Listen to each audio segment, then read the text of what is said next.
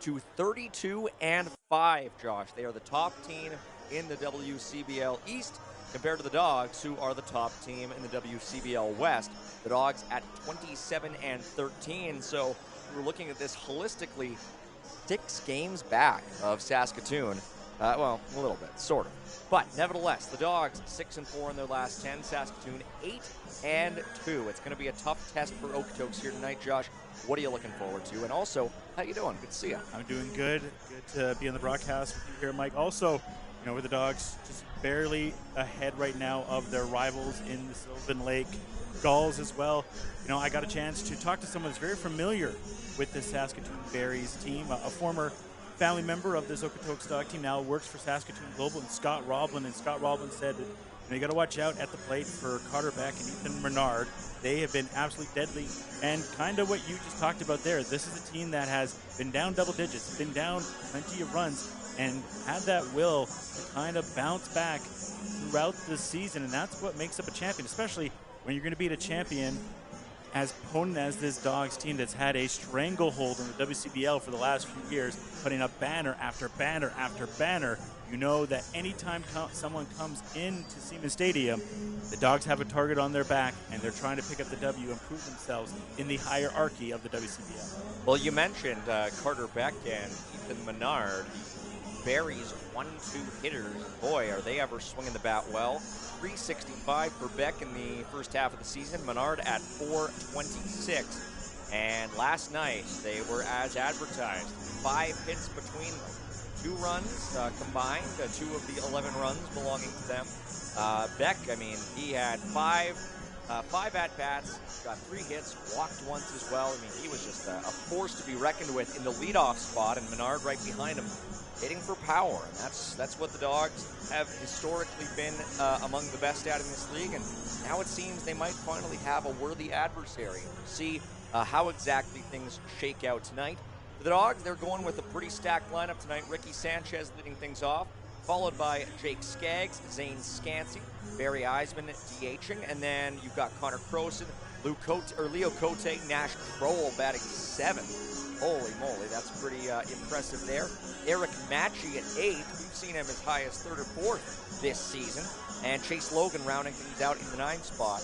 And on the mound for the Dawgs today is Brady Baltus, who has thrown 25 innings this year, 22 strikeouts, just 3 walks for the Portland, Oregon product.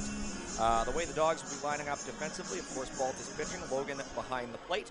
Kroll at first, Matchey at second, Ricky at short, Connor Croson over at third, as you would expect, and then from left to right in the field, Zane Scansey, Jake Skaggs, and, Barry Eisman's actually playing right field today. The DH is Cote, so a little bit of field work for Barry today. We usually see him in that DH spot. And the Dawgs will be, of course, in their defensive alignment to kick-start this game. You mentioned, Josh, that they are, ceding some ground here to Sylvan Lake, right behind them in the WCBL West standings. It is going to be a dogfight, a Dawgs fight, if you will. The Dawgs had a bit of a bigger lead earlier on. It's starting to evaporate a little bit. They have conceded a couple of games already in the last 10, and now it's just going to be a test as we head toward the All-Star break into the second half. These Dawgs have a lot to live up to. They do, and we got to get some respect to the Lethbridge Bulls also. 2.5 games back. They're getting 23-14. Dawgs have the 7-13. But the Gulls, too, very hot right now, 8-2, tied right now with the Berries, the hottest team in all of the WCBL. But you talked about that Dawgs starting lineup, and let's talk about one of those batters right now that has been absolutely electrifying, and that's Scansey. 8 homers right now, 33 RBI. And you talked about Nash Crowell batting 7th. Yes, that is deadly because Nash has 4 homers. He'll be in the home run derby here at Siemens Stadium this Saturday, and he has 24 RBI as well, and we know he can be Mr. Clutch and hit plenty of big hits. So no lack of power in that Dawgs batting lineup. But like you talked about, can they sustain that lead? And with Baltus pitching and only giving up 3 walks, they seem like they have that right now behind at the pitching today. Yeah, no kidding. And we look at the schedule right now. This is the second of a back-to-back set against Saskatoon. The only times we will see the Berries here in Okotoks this year. The Dawgs will follow it up with a couple of games against Regina who are ranked third in the East, although with a pretty solid record, 21-16, before they head into the All-Star game. And then they'll come out of that with games against Energy City and Fort McMurray, maybe a chance to gain a little bit more ground. But no game's easy in the WCBL, and that especially the case tonight. Looking on the other side of the ballpark, we're going to head down to field level here shortly, but for Saskatoon, as we mentioned, Beck and Menard in the 1-2 holes. Then Mason Rule, followed by Ethan Murdoch, batting third and cleanup respectively. Nathan Houston will be batting fifth. Corey Waters batting sixth. Cooper Westland at 7. Jalen Freeman at 8. And batting 9 is Rudy Gonzalez, the Texan himself. And the defensive alignment for the visitors today, Beck will be out in center. Menard is the DH. Rule over at third. Murdoch in right. Houston playing short. Waters at first. Westland in second. Freeman in left field. And Gonzalez behind the plate. And we mentioned briefly, or maybe we haven't yet, Michael Sowell will be pitcher on the mound to start the game for Saskatoon. This year he has thrown 22 2/3 innings. 23 strikeouts, 10 walks, and a 4.36 ERA. He has appeared in 7 games, started 4 of them, and officially he is 1-0 on a pretty good pitching staff for the Saskatoon team. I mean, in this league, 4.36 is maybe the median. It's a high-scoring league, and on a Saskatoon team that has a lot of really good pitchers, that one ends up being sort of near the bottom of the pile, which is just says something about the overall strength of this team. It's the sort of splits that we typically see with the Dawgs. They have so many batters above 300. They have so many pitchers below 5 ERA. And for the Berries, it's very much more the same, and maybe even to a greater extent. And for Saul, too, you talked about that 4.36 ERA. It's only really, he started off so well on the season, but the last few games he's been hit around, especially in the 2 games that he pitched against Moose Jaw, giving up 9 earned runs in about 8 innings pitched in those games. Had 6 Ks in his first time versus them. So he kind of got knocked around by Moose Jaw, hoping to have a bounce back here against a Dawgs team. And obviously had the bats rolling, not just last night, but throughout the season. This will be the second of 7 consecutive games here at Seton Stadium, and 10 of 11 over the next little while here, heading into the end of July. The Dawgs are going to be making this place their home in more ways than one. They're going to be playing some away games here, and we're going to head down to field level now to hear from our buddy, Logan Coots.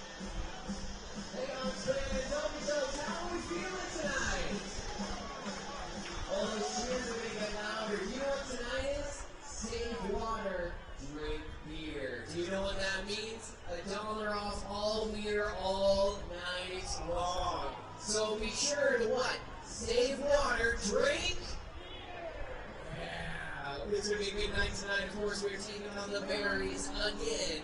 It'll be a great night for baseball. It's fantastic to see you here at beautiful Seton Stadium. Oh, and the concourse of our great friends and sponsors, partners, be sure to say hello to them. We've got Central Storage and Access to our food bank up there. We've got Hard Knocks Brewery, as well as the Sapporo Foundation. They are promoting their duck race. If you don't know what that is, go talk to them. You have a chance to win a lot of money and race rubber ducks at the same time. It's spectacular. So go say hi to some of our friends, including the Sapporo Foundation. Well, let's get things started the way we always do with our proud friends at Sweetie Fine Jewelry. Presenting our Sweetie Fine Jewelry Dog of the Day. Dogs fans, put your hands together. Your dog of the day today is Aiden Rose. Last night, he contributed with a hit in the RBI playing standing on base twice. He goes to the University of British Columbia, originally from Calgary, Alberta. He's a Dawgs Academy alum, and this is his 4th year on the Dawgs, and he's making a pretty special one. Congratulations, Aiden. Now we're going to throw things up to the hometown dance, little Bill McAlpine press box. Let's get tonight's starting lineup.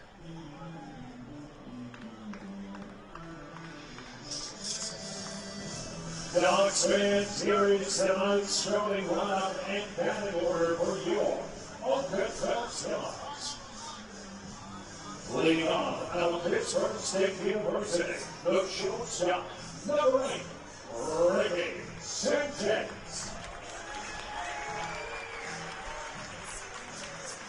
Batting second out of Pittsburgh State University, the center fielder, number 3, Kip Staggs. Batting third out of Campbellsville University, the left fielder, number 12, Zane Sprinting. The leadoff batter out of Reinhardt University, right fielder, number 28, Henry Eisen.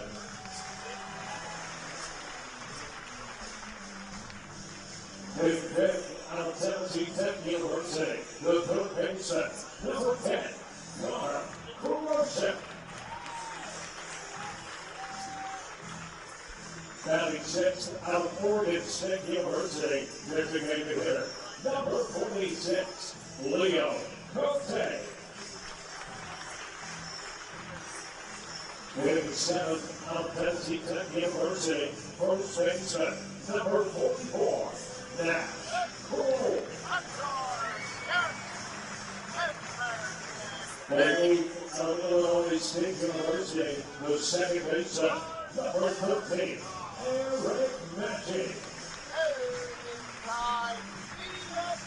Batting ninth out of Lindbeck Community College, the catcher, number 16, Chase Warden. And starting on the mound tonight out of New Mexico State University, number 24, Ricky Boltons. Blue Hats, leading tonight's national anthem. You heard our official South Town and Thursday night's the Plaza. We look back podcast.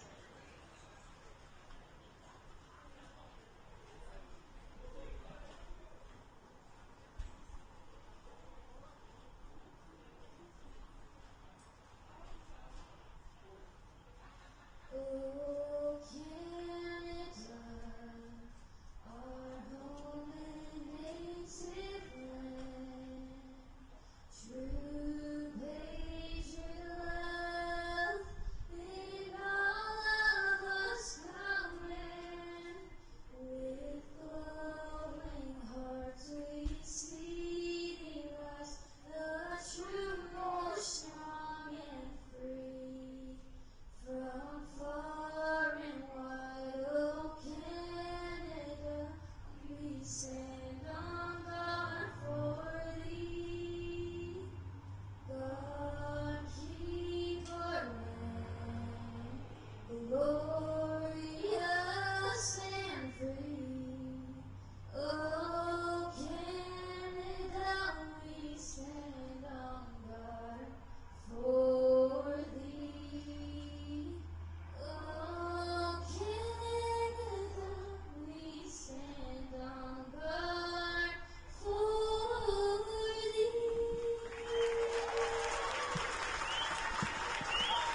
Mike Gould and Josh Arbuthnot here with you on this Wednesday evening in Okotoks, Alberta. It is the Okotoks Dawgs and the Saskatoon Berries about to go head-to-head for the second consecutive night here in WCBL action. And of course, the Dawgs being the home team, they will be pitching first and fielding first here in today's game. As we mentioned off the top, Brady Baltus, a right-hander out of Portland, Oregon, is going to get the nod here today for the Dawgs. Baltus this season posting an ERA of 2.88 in 5 games. He started all 5. He's gone 3-1, and he hails from New Mexico State University. He's at 6'2", 205, so certainly not the biggest, but still an imposing presence on the mound. Absolutely. Last game was against Lethbridge in a loss, but he pitched 4.5 innings, gave up 7 hits, but didn't give up a run and faced 24 batters and had 3 K in that one. So an opposing figure on the mound right here. And the Dawgs are hoping to split this series with the Berries after, as you mentioned in our intro there, Mike, a tough loss yesterday, and hoping to give the 6th loss to the Berries here for a mini series against Regina and heading into the It's not even really an all-star break. It's an all-star day. It's an all-star day. It really is. It's all happening at once, and all the stars will be here in Okotoks on Saturday. So come on down to Siemens Stadium and bring your dog's pride, because it's going to be a wonderful day at the ballpark. Kicking things off, it is none other than Beck. We mentioned him right off the hop. This 1-2 punch for Saskatoon at the plate. Carter Beck was unbelievably dangerous yesterday, going 3 for 5 with a walk, an RBI, and a run to his name. He's batting .365 on the year, and the Dawgs couldn't really solve him yesterday. They went through 6 pitchers, and all of them who faced this guy at least seem to have their own issues with him. And now it's going to be Brady Baltus' turn to see what he can do against this talented hitter. That one goes up for a ball. First pitch, 7:09. Yes, indeed. Relatively early start here at Siemens Stadium. We've seen a few of those ones get closer to 7:15 as the season has worn on. Baltus working quickly. Pitch number 2 is low.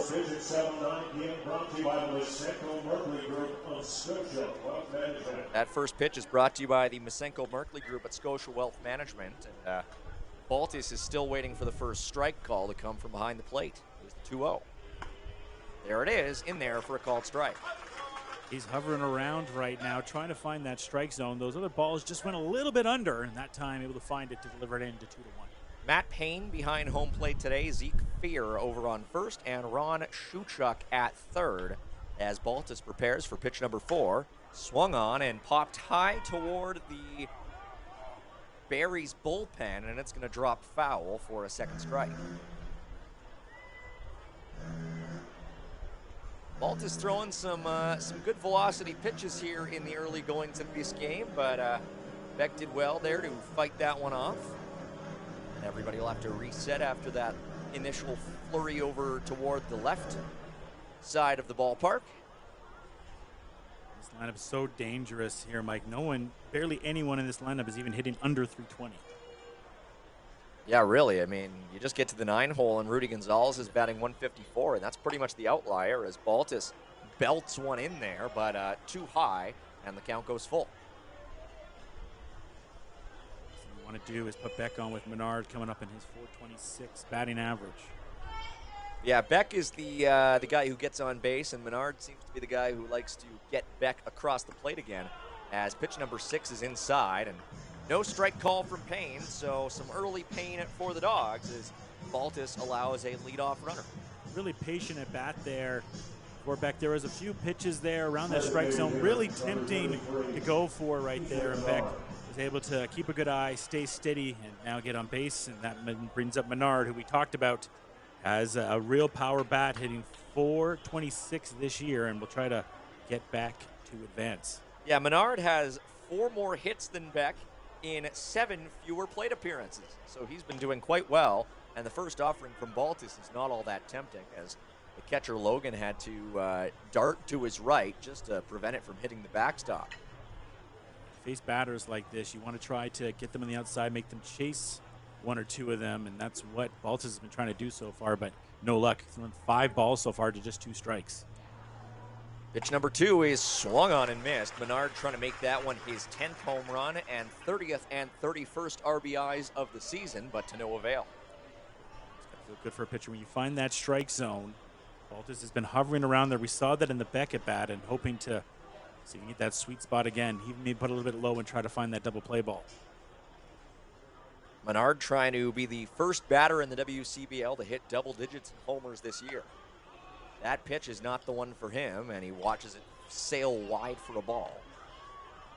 Menard is tied with Medicine Hat's Evan Morrison with 9 home runs this season to tie for the league lead.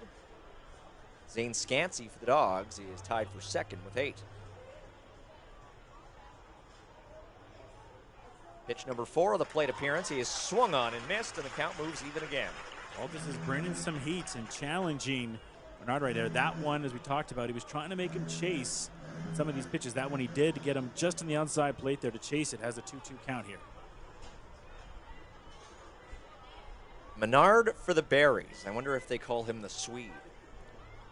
Just might. Maynard's Swedish Berries. I like it. There you go. 2-2 count. Pitch number 5, the plate appearance coming up next. Swung on and popped high in the air, but foul and out of play.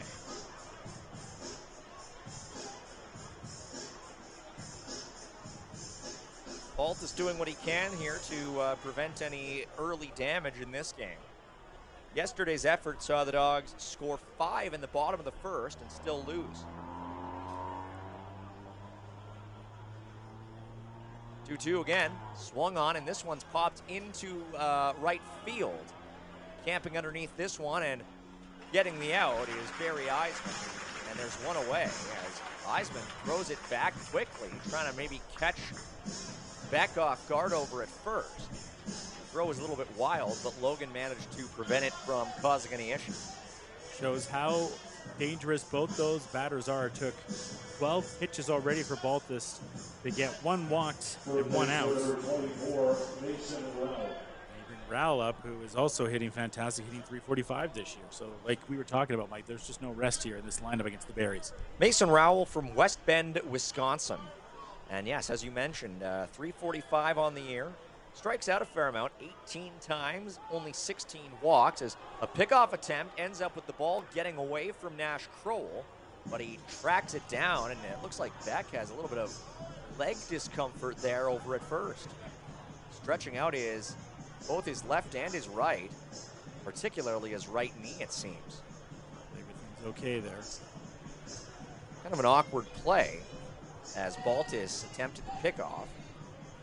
Was unsuccessful in getting the second out. Yeah, and Beck didn't even really make an attempt to try to go forward. Not that he had much room. Nash seemed like he had a good gain on him already. Rowell only the 1 home run on the year, but he's batted in at 20, and now a second pickoff attempt, maybe trying to capitalize on Beck's discomfort. But that one again, not in time. And for Baltus, if he'll try to go in that far right again to make him chase, we've seen that the last few times for him against the Berries. See if he starts off with that pitch again. Here's the third throw of the plate appearance, and that's the first pitch, and it is called a strike. The time he just went down in the strike zone. Other area they could be going, like I was mentioning earlier against Menard, is trying to find that double play ball down low. Beck's still stretching out that right leg over at first base.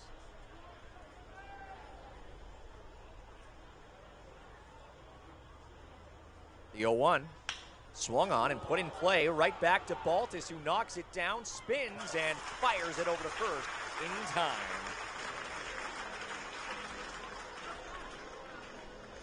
Well, they got the pitch they wanted. They wanted to get that double play ball, and they landed it, but Baltus wasn't able to get to it in time to find that double play, but still get the out. Yeah, good recovery there from Brady Baltus after he couldn't come up with it cleanly. And that sets the stage for Ethan Murdoch, a Canadian boy from Swift Current, Speedy Creek as it were. And he's batting, another guy who's batting quite well this season. He has struck out a fair amount, 30 times, but still at .302 on the year. Runner on second, first pitch to Murdoch, off speed, and just settles into the zone for a called strike. Yeah, I think that's the best way to put it right now. Baltus really starting to settle in, starting to find that strike zone. Now ahead and throwing strikes in this game, 9-6. That pitch just looked like it was going to keep rising, and then all of a sudden, the last moment, it just sort of sank perfectly for Baltus. Now the 0-1 is what I thought the first pitch was going to be, high and not quite all that close, 1-1. Grip on that one, I'm sure he wanted. Definitely a lot more power behind that pitch, and I think it worked to his detriment that time. With 2 outs now, Baltus not really going to be that focused on Beck over at second. Still looks at him, but throws the 1-1. And that one's batted towards Sanchez, who lunges but can't come up with it. This will be a base hit and a run scored as the Berries strike first blood. And they score a RBI single here for Murdoch. Job there by Murdoch. Got a handle on that one. And how's about some fantastic base running there all the way from second for Beck as the Berries jump up in this one. So another Sask boy, Nathan Houston, comes up. He's from Melville. I believe Melville is the home of the junior team, the Millionaires. Fantastic. Always get these great names for a lot of these these minor league teams. First pitch is outside for a ball. So 1 run cashed in here for Saskatoon in the top of inning number 1. That's already surpassing what they managed by the same time in yesterday's game.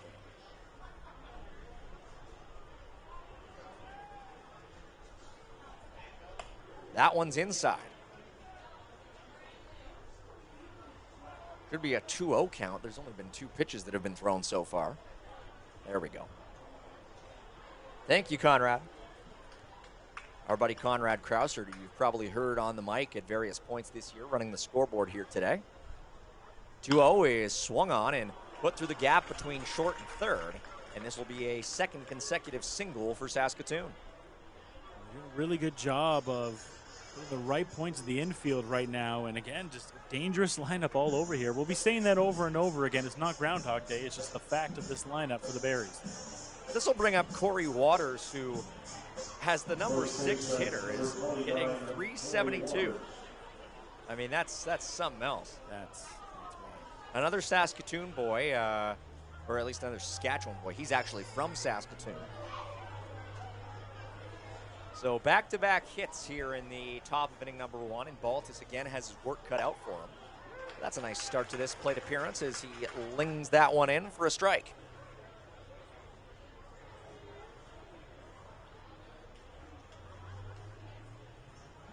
Gets ahead on the strike there, like Mike talked about, and seeing if I don't believe he's gotten consecutive strikes yet in this one. I'm trying to find that. Here's the 0-1, swung on and grounded up the third base line. It is fair, and it is sent across to first in time by Connor Croson to retire the side. A single from Murdoch. And here after a half inning, it is the Dawgs down by 1. Be back with you right after this. Mike and Josh on FloCollege.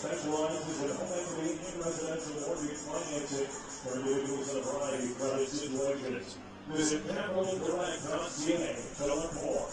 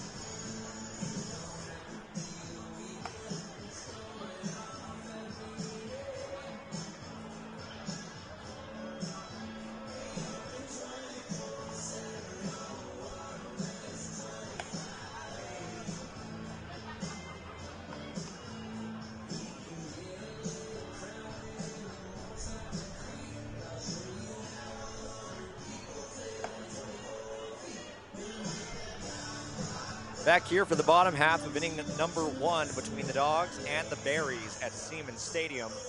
And the Dawgs looking to repeat what happened in yesterday's first inning here. Hopefully not the rest of the game, but the bottom of the first yesterday was quite favorable for the Dawgs. They scored 5 times, taking a 5-0 lead.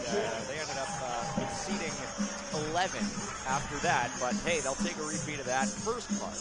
And in similar fashion as yesterday, of course, it is Ricardo Sanchez leading off. You know, and Ricky Sanchez, there's no one else you'd rather almost start in the entire WCBL. All respect to Beck and all these other leadoffs that we've seen, but Ricky, one of the best that we've been able to see, not just here at Siemens Stadium, but in the entire WCBL.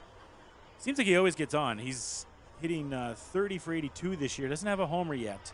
Only seems to get that power when it comes to August. Yeah, Ricky always been a bit of a slow burner in that sense as he takes the first 2 pitches both for balls. Ricky, a product of Pittsburgh State University, batting .366 this year. He has 15 RBI, and 2 of them came in yesterday's contest. And that is the first strike he sees today. Talked about Saul. He was doing so well, and then he ran into Moose Jaw, so looking for a bounce back here against the Dawgs. Sanchez did hit a double, his 6th of the year yesterday. And that's the 3rd ball he's seen. He did not walk yesterday. The Dawgs as a team had 4. Scansey, Eisman, Croson, and Areola drawing them. Sanchez has always been so good at being patient at the plate and getting on base. And he does so right there. Ricky Sanchez draws a leadoff walk. And wouldn't you know it, this inning already looking like a mirror image, perhaps, of the top half, as the Dawgs have a leadoff base runner with Jake Skaggs now coming to the plate. And he is a fantastic base runner. Watch out for Sanchez because he can steal like no one else. Absolutely. Ricky Sanchez with 20 walks now this year. And he also has, let's just see here, 10 stolen bases. That seems So low. It does seem kind of low. Really on pace around All-Star time. Yeah, no kidding. First pitch to Skaggs is in there for a strike. Skaggs is tied for the Dawgs team lead with stolen bases this year with Zane Scansey. Both have 18, which places them in a tie for 2nd in the league. Pitch number 2 to Skaggs is also in there for a called strike. Has to be maybe a little bit more assertive on a pitch right there in the zone. Skaggs batting .352 this season with 3 home runs, 17 RBI. He has struck out 28 times. Pitch number 3 to Skaggs is just outside. Good discipline there from Sanchez's Pittsburgh State teammate. Skaggs wanted that one, but stayed diligent, didn't go for it. Skaggs trying to work a count here. He's behind 1-2, and he will continue to do so as now it moves even. That one was not particularly tempting. Not as much as the other one, no. Skaggs has walked 17 times this year. He has 44 hits and 125 tries. He has 37 runs. My goodness. Pitch number 5 is high. And wouldn't you know it, Skaggs has worked it full. Look at the leadoff. Look at Sanchez on first. Look at the leadoff that he's been having. He's ready to go.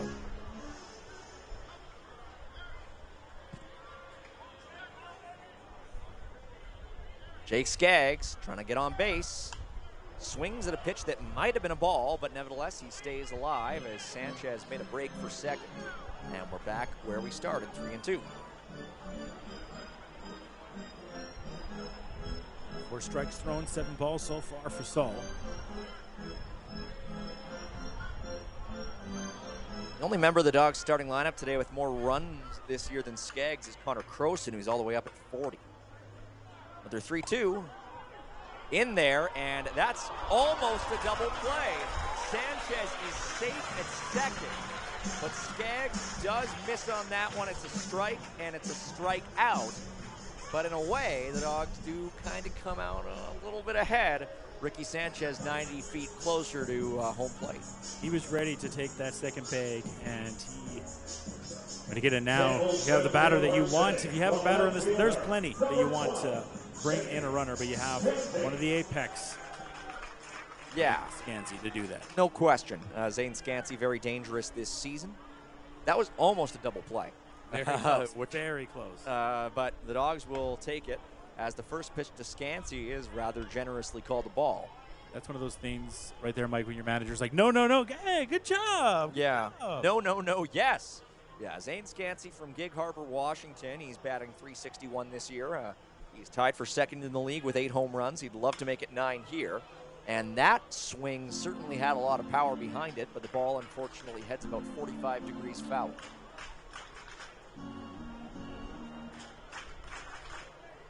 Scansey, one of a couple of Campbellsville University products here with the Dawgs.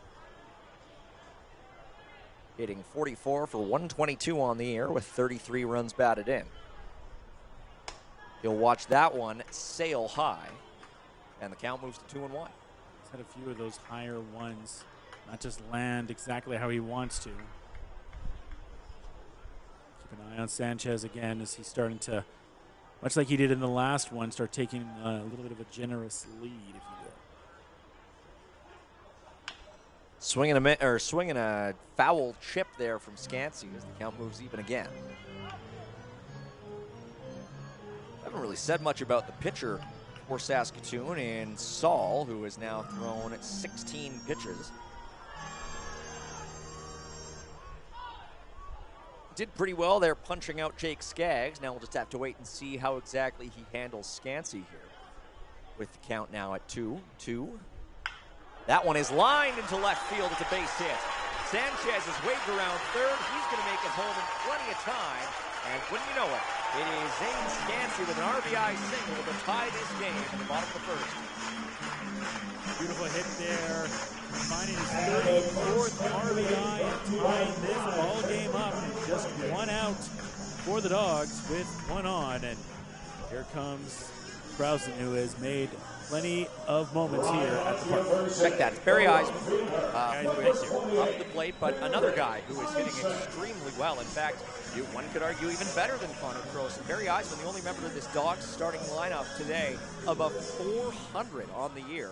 The Tampa, Florida product has lightning in his bat at 409 on the season. First pitch to Eisman is a called ball, just barely. 45 hits for Eisman in just 110 attempts. He's walked 13 times, just one fewer than his strikeouts at 14. Ooh, the 1-0. Eisman had good eyes on it, but he just missed. And we're back to even at 1-1.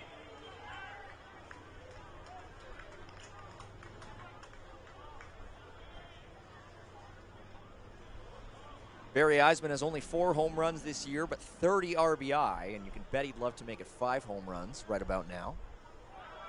And look out, runner breaks for second. The throw is not in time. Wow. Zane Scansey makes it to second base on a throw that I thought had him pegged. But Josh, the Dog get one there, and they got a runner in scoring position again with one out. It's the second time the Dawgs have gone for second, and I wasn't sure about it at first, and they were able to beat it out and able to get the steal, and that's 2 now in this first, and a runner now in scoring position for Eisman, who you already talked about the power bat he has at that 400 average, trying to get the Dawgs back in the lead that they had. Scansey must have dodged the tag or something, or the ball must have been dropped, because I'll be honest, Josh, I thought that throw beat him by a mile. I thought it was, maybe that's one of those situations. Yeah. The tie goes to the runner there. I guess, yeah. Barry Eisman now ahead in the count 3-1, and the Berries can't be too happy about how the last couple of pitches have worked out for them. Eisman now having a chat with the third base coach here. Just trying to see how he wants to approach the next pitch or two. Talking about the pitch count there, he's ahead on the balls right now. Overall, he's thrown 9 strikes and throwing 12 balls so far. Eisman can really put the ride into a ball every now and then, and in a 3-1 count, this might be a chance for him to do so.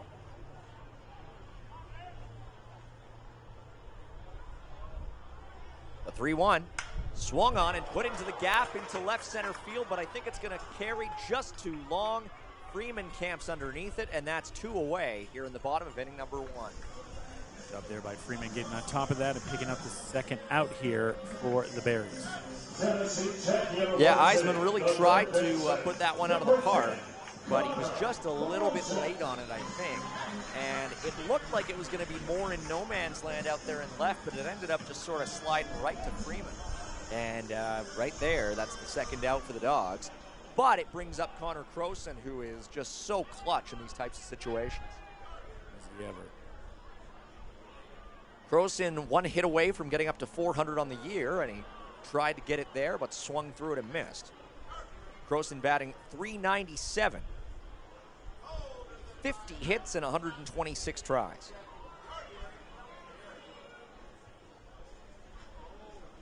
Croson at Tennessee Tech University, an Okotoks product, and he'll watch that one in there for a strike. Didn't like it, but now he's behind 0-2. Huge for Saul and his confidence here. Gives up that 1 run, but comes back and punches out one of the best hitters in the WCBL. 0-2 count. Oh, and Croson swings right through a pitch on the inside, and he goes down swinging. 3 pitches and 3 outs there as the Dawgs threaten, but they only do enough to tie the game, Josh. Maybe a missed opportunity. Maybe missed opportunity leaving runners on second, but I think give Saul a lot of credit there, starting to find a groove and able to shut down the Dawgs from getting any more. No kidding. Well, the Dawgs do some damage. Zane Scancy with an RBI single to tie this game. It is 1-1 after 1 here at Siemens Stadium. You're watching WCBL action. You're on FloCollege.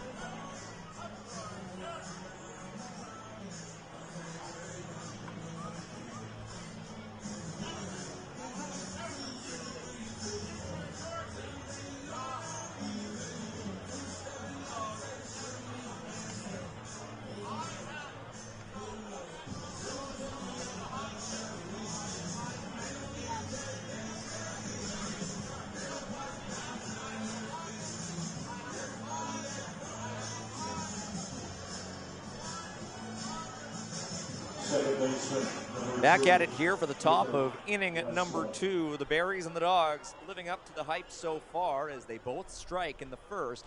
And now we just have to wait and see what's coming next. Up now for Saskatoon, Cooper Westland, a product of Lincoln, Nebraska, who's batting .341 this year. A real luxury to have a batting average like that in the 7th spot. The first pitch he sees is a strike from the Dawgs pitcher. Always like to see how these pitchers react in the second, especially going against 2 power lineups like this. What did they see when they took a little bit of a break from the mound that they bring to the next time they come around and pitch? The 0-1 in there again, 0-2. No, check that. It was outside. It looked like it was signaled a strike, but no, the count moves to 1-1. It was close, but not quite.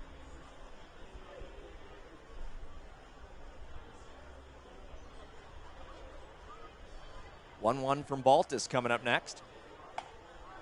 That one decidedly in there. It's 1-2. I wasn't sure if the home plate umpire was just maybe doing a smaller signal there on the second pitch. It kind of looked like it, but Matt Payne certainly seems to think the count is 1-2, and we are inclined to follow along.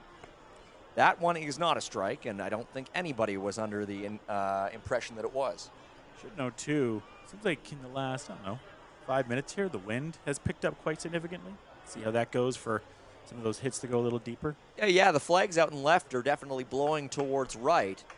So we'll see how that impacts things here at Seaman, as now the 2-2 is lined towards right field. And this one is going to drop on the warning track for what looks like it'll be a double for Westland to lead off the top of inning number 2. Terrific job right there, getting on that one, and that brings in Freeman, who had that great catch earlier and now has a chance to potentially bring in a run. Yep, Jalen Freeman, the number 8 hitter, a product of Houston, Texas, batting .321 this season. That's a really nice piece of hitting there by Westland, putting a lot of power into that ball and getting it just over Barry Eisman out there and right. Not a whole lot he could do. And so, with nobody out, the Berries already have a runner in scoring position looking to retake the lead, Josh. Yeah, this Berries team, as we talked about, is relentless, and they're, after Freeman and Gonzalez here, right back to the top of that deadly lineup. So this is what it's like to play the Dawgs. First pitch in there from Baltus is a called strike, 0-1. Not run on that. I'm sure a lot of other teams want that accolade, but this could potentially be one of many WCBL finals that we are witnessing right now. Make a real great championship series. We shall see, though, in the not too distant future. Pitch number 2 is a comebacker, straight up the middle. Nice grab by Sanchez over to first in time. Crowell makes the catch, and there is one away, but at the same time, Westland advances to third. He advances to third, but what a great job there on Sanchez. They've got a lot of those beautiful singles we've seen earlier, Mike, that have been looping through in the infield. Sanchez able to get on that one and make a tremendous catch, and then an even better throw to get out Freeman. Yeah, bittersweet to see Westland make it a third, but then you think if Sanchez doesn't have it, it's 2-1 game. So that'll bring up Rudy Gonzalez, who doesn't have a whole lot of experience with Saskatoon this year. This only his 14th at-bat, and he has 2 hits. Gonzalez watches that one come in just to the outside of the plate. Gonzalez definitely one of the shorter players on the Saskatoon team, standing at 5'7", 165. Only his 6th WCBL game. Pitch number 2 is in there for a called strike. This would be a big out if Baltus can get it. Yeah, the last thing you want to do is leave. I mean, any potential hit here could also bring in the runner here, but you get 2 outs, even if you have a runner on with Beck, it's a lot better than even having runners at the corner there, obviously. Don't want to have a sacrifice at this point. This one is popped up, but it will fall out of play, and the count moves to 1-2. That's the kind of contact that Gonzalez needs to be making in this situation, but it just wasn't in the right direction.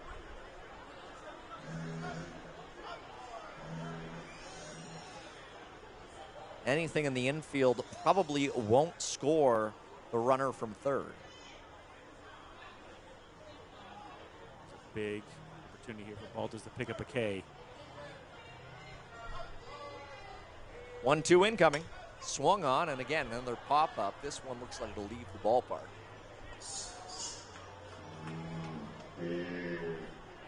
So after back-to-back fouls, the count remains 1-2 to Gonzalez, who facing maybe a little bit of pressure that he hasn't heretofore in his WCBL career to date. I mentioned 14 at-bats, and so far 4 pitches here thrown his way. And here comes number 5 from Baltus. Low and blocked nicely there by Logan. Otherwise, Westland might have been making a break for home. Trying to get maybe an inexperienced batter to chase low, but couldn't quite get him to bite, and the count moves even again.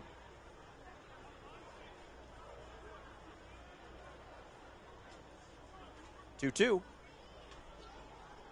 Outside, and the count moves full.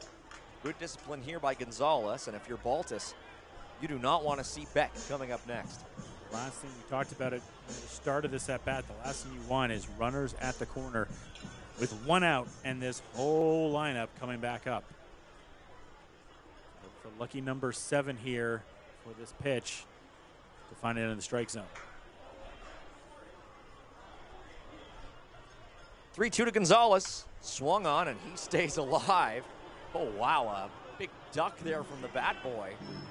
That was coming right at the old noggin. That was dangerous. Oh, give it to Gonzalez. You know, you come in and you look at his batting average compared to the rest of this team, and he's showing right now, I belong in this lineup. Yeah, he's about to face pitch number 8 of this at-bat. Might be the longest of his WCBL career. Swung on and looped toward right, and this one is going to fall for a base hit.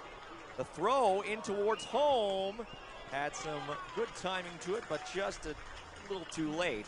And that is an RBI single from the 9-hitter, setting the stage for Beck now, with Saskatoon now possessing a 2-1 lead. That's Gonzalez's 2nd RBI of the year, and what an at-bat for him. He faced 8 pitches, able to come up with a fantastic hit here to give the Berries the lead. Yeah, that's the kind of plate appearance that gets you 20 experience points in MLB Road to the Show. And that'll bring Beck up, who was able to walk and then score his first time at the dish, and now he'll put one in play. Might be a double play. Paul sent second, now over to first, and it gets away from Connor Croson, who has to track it down. So the Dogs do get 1 out there, but not the second. They had it lined up there. It was a beautiful opportunity to get that double play ball and get out of the inning, but not able to hold it in there at first. And that'll bring in Menard. Indeed. Menard, who was put down his first time up with a fly out to right. Looking to join the hit parade here for Saskatoon.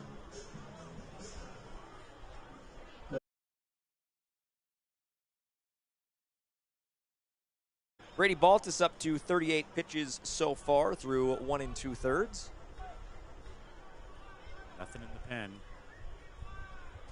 Still a little early for Yeah, that, I early, would say. yeah. Menard looking to do further damage here. First pitch, he is swung on and sent towards center field. Sprinting across and making the catch, he's Jake Skaggs to retire the side. However, the Berries do get a second run courtesy of an RBI single from Gonzalez. And we head into the bottom of inning number 2 with the Dogs looking to do what they did in the bottom of the first, tying this game. Mike and Josh back with you after this. You're watching WCBL Baseball on FloCollege.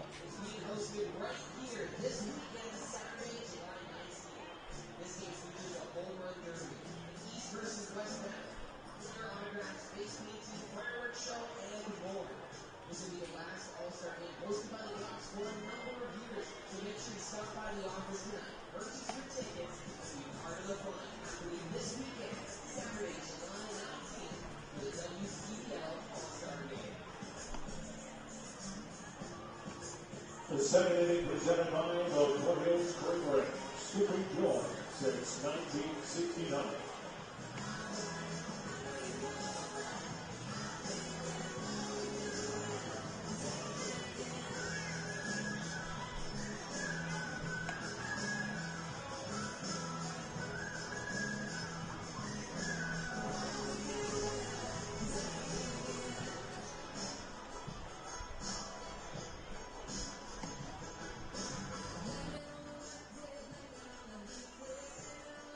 Hey baseball fans, make sure to stay up to date with your favorite teams across the league by subscribing to the WCBL YouTube channel right now. We have tons of free coverage for you over there, including daily highlights, full archived game broadcasts, daily game day previews, plus 2 weekly shows including the WCBL. Designated hitter tonight, batting .314 on the year, who will get the chance to lead things off as the Dogs look to claw back for the second consecutive bottom half of an inning. Cote, who hails from Sherbrooke, Quebec, swings at the first pitch he sees and fouls it off his foot. Nothing better than some first pitch hitting. To try to get on that one, but nothing come from that. Cote has not made a lot of appearances this year, only 35 at-bats to his name, but he's done well with 11 hits, 12 RBIs. That pitch bounces up to the catcher, Gonzalez, who makes a nice snag at it.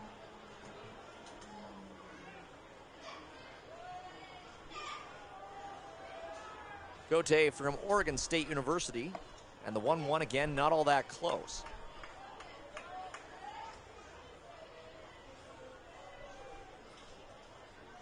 Cote followed by Crowell, Matchy, and Chase Logan. And that one is a strike. The count moves even again. So it seems like he's starting to really get comfortable there. Right now on the mound. This will be his 30th pitch throwing. 2-2. Swung on and fouled toward the third base side. That one decidedly out of play.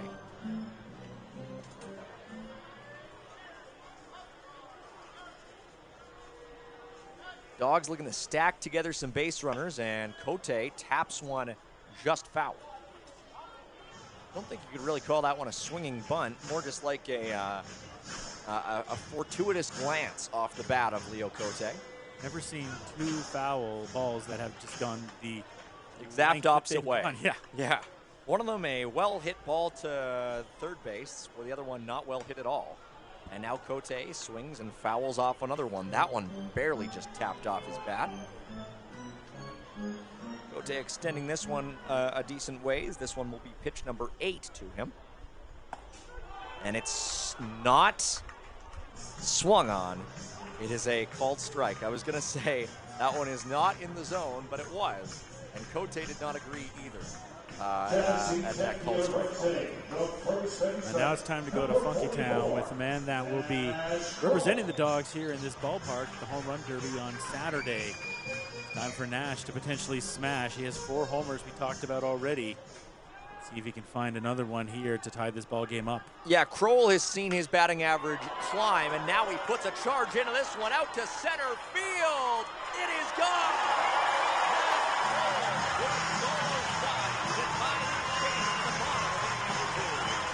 Nash smash!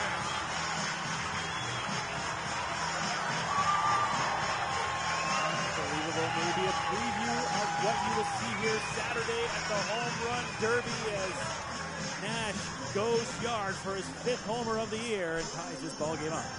Nash Kroll has seen his batting average climb and climb and climb in the month of July. He started out at 273 on July 1st, and now he's up towards, I believe, 320 after that home run. An absolutely scorching run from number 44 in the white and red, and it continues right there with an absolute bomb to straightaway center. Fantastic job there by Nash. Stat that Mike just gave me too is almost leaving me speechless. That is just a phenomenal run right there. In 2 weeks, it climbs 50 unbelievable. points. And now it's Eric Matchey, who is batting 270 on the year. And he does not hit a home run on the first pitch he sees. It's a ball, and he's ahead in the count 1-0. Have not seen a whole lot of homers here at Siemens Stadium in my time calling games here. That might be the 3rd or 4th one that I've seen. And now Matchey lines one toward left, but right at Freeman. Otherwise, we might have seen more extra bases. Great job there again from Freeman. He's done a good job on left field so far, getting to 2 great hits out and left and able to get on top of them.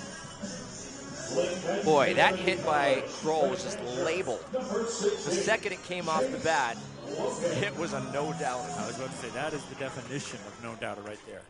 So Chase Logan is now up at the plate. He's batting 205 on the year. And the first pitch to him is in there for a called strike. Logan hailing from Oyen, Alberta. Not necessarily a power hitter, but for a lot of catchers in this league, we don't see batting averages above 200. So Logan doing at least reasonably well, and now in a bit of a hole, 0-2. He has struck out 9 times in 39 at-bats this year, and oh boy, he swings and misses, but this one gets away, and it is getting away from first baseman as well, and Logan gets there on a drop third strike. That is a series of events right there. That is, when you're unlucky, and right there, the Berries on the unlucky side and the Dogs are on the lucky side to bring up Sanchez. Logan swings at one that really wasn't close. It was, in fact, so far away that the catcher couldn't contain it. And then the catcher throws it errantly over to first. Waters couldn't do anything with it. And so, out of all that, Logan emerges safe at first. And that brings up Ricky Sanchez, who does have a 2-out base runner here in the bottom of the second. 4 ones up on the scoreboard already here in this one, and there's another one, a 5th one, 1 strike. It's phenomenal when Ricky goes onto base. I'm almost just shocked whenever he's not on base, whether it be walking or hitting. He seems like he is one of the best at just getting on base during his entire time here with the Dogs. A pickoff attempt there from Saul is not quite in time. Grant easily gets back into first, and Sanchez waiting for pitch number 2. Here it comes. And that one is in there for a called second strike. Striking out 10 times so far this season, hoping not to get 11, hoping to continue this inning. Sanchez, a fan favorite here in Okotoks, looking to get the fans back on their feet, but he will not do it that way as he swings and misses. Third strike, I think, was dropped again, but that time Gonzalez tagged Sanchez without much fanfare, and the side is retired. The Dawgs tie this game off a solo home run by Nash Kroll.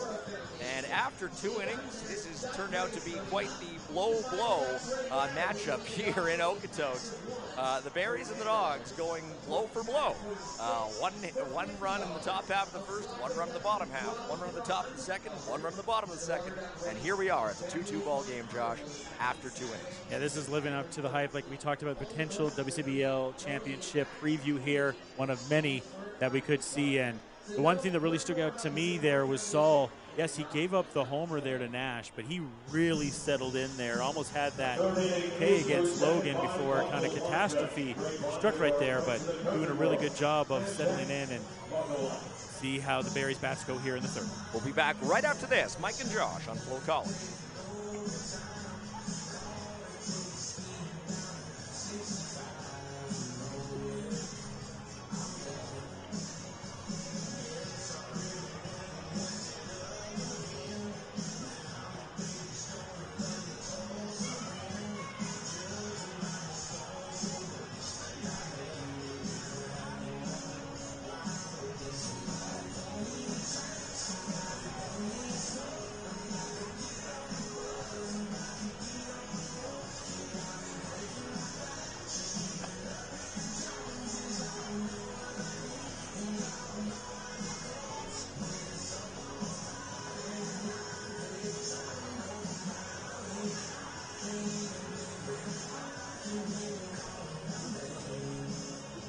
A battle of the 24s up next, as it is Mason Rowell, the batter, going up against the Dawgs pitcher, Brady Baltus. 24 against 24, and we'll just have to wait and see who comes out victorious in this one. Kicking off the top of inning number 3 in this WCBL matchup between the two division leaders, and you can see there that Rowell tried to hold up but was unsuccessful in doing so, and he's behind 0-1. And that was one of those last seconds. I don't really want to go. Okay, it's too late. Not much you can do. Second pitch to Rowell coming up here. That one, not a strike. It is 1-1. Baltus has now thrown 41 pitches here. He's chugging along at a decent rate.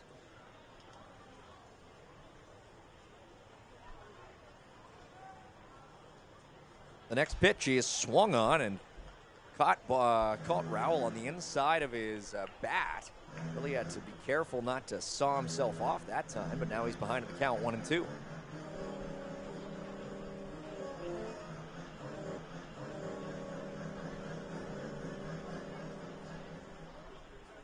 Baltus has not thrown a strikeout in this game.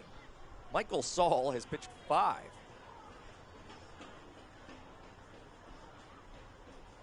The 1-2.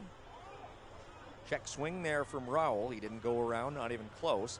And the count goes even again. About to say right there, Baltus finds that first one. He's 22 so far this season, trying to find 23. The 2-2 now.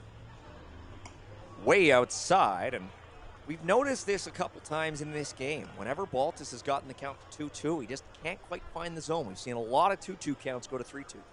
I think he really tries to chase that outside corner when it's 2-2, and he just has been struggling to really find the pitch that he wants, and he goes far outside like we just saw right there. Yeah, not really all that tempting. And now we'll see what he can offer up here. The 3-2. Ooh, real close, but the ump gives Rowell that one. And another free base given to this Berries team. One thing you don't want to do with how many fantastic bats that they have. Well, that is 3 consecutive leadoff base runners. Wow. Don't want that. 2 of them have been walks and 1 double in the second. Well, and you mentioned that he hasn't got a strikeout. He does lead in strikes right now, 27 thrown strikes to 18 thrown balls, but hasn't been able to get that punch out just yet. That looked like an identical pitch, but it's called a strike. Now, it does help that Murdoch is a bit of a tall fella. Big Swift Current boy standing in there at 6'2", 205. The 0-1 to Murdoch coming up next. Swung on and popped towards center. Jogging in and camping underneath that one is Skaggs, and he makes the play for the first out.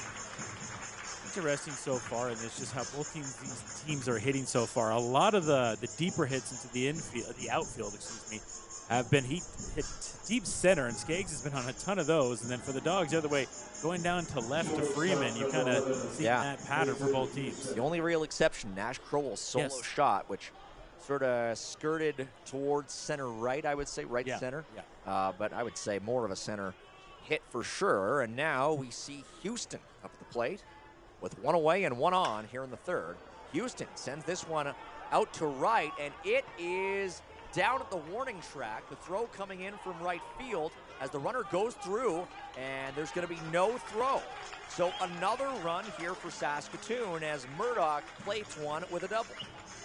Great hit there, and Eisman wasn't able to chase it down. That one looked really close, at least from our point of view, to either just hitting the fence or hitting just before the fence. Either way, Eisman not able to get to it, and Barry's continued their streak of picking up a run. As we talked about, ones all around. They're hoping to add a 2 to that and get a little bit more breathing room, and they have maybe the right guy to do that. Well, the Berries are picking on Barry as Eisman over and right there.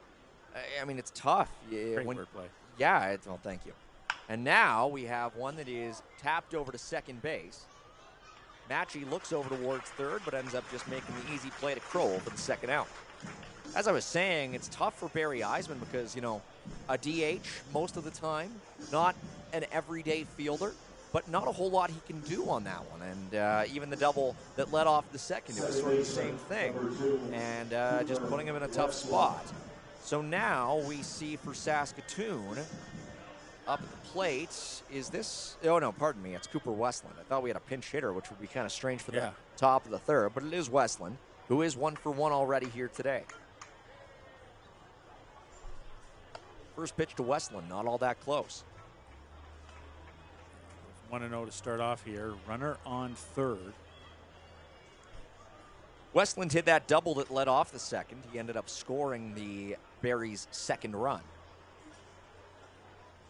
So 2 bases and the second run for number 2. And now he's ahead in the count 2-0 with 2 outs. Freeman on to potentially hit next.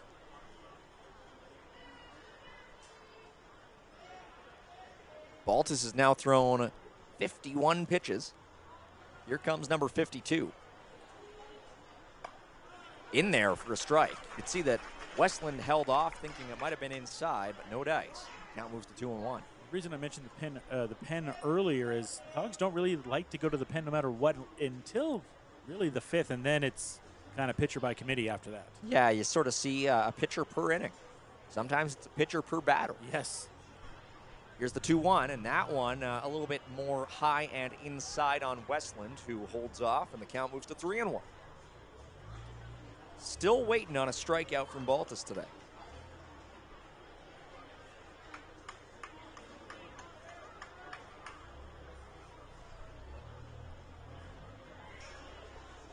Baltus has faced 6 above the minimum already.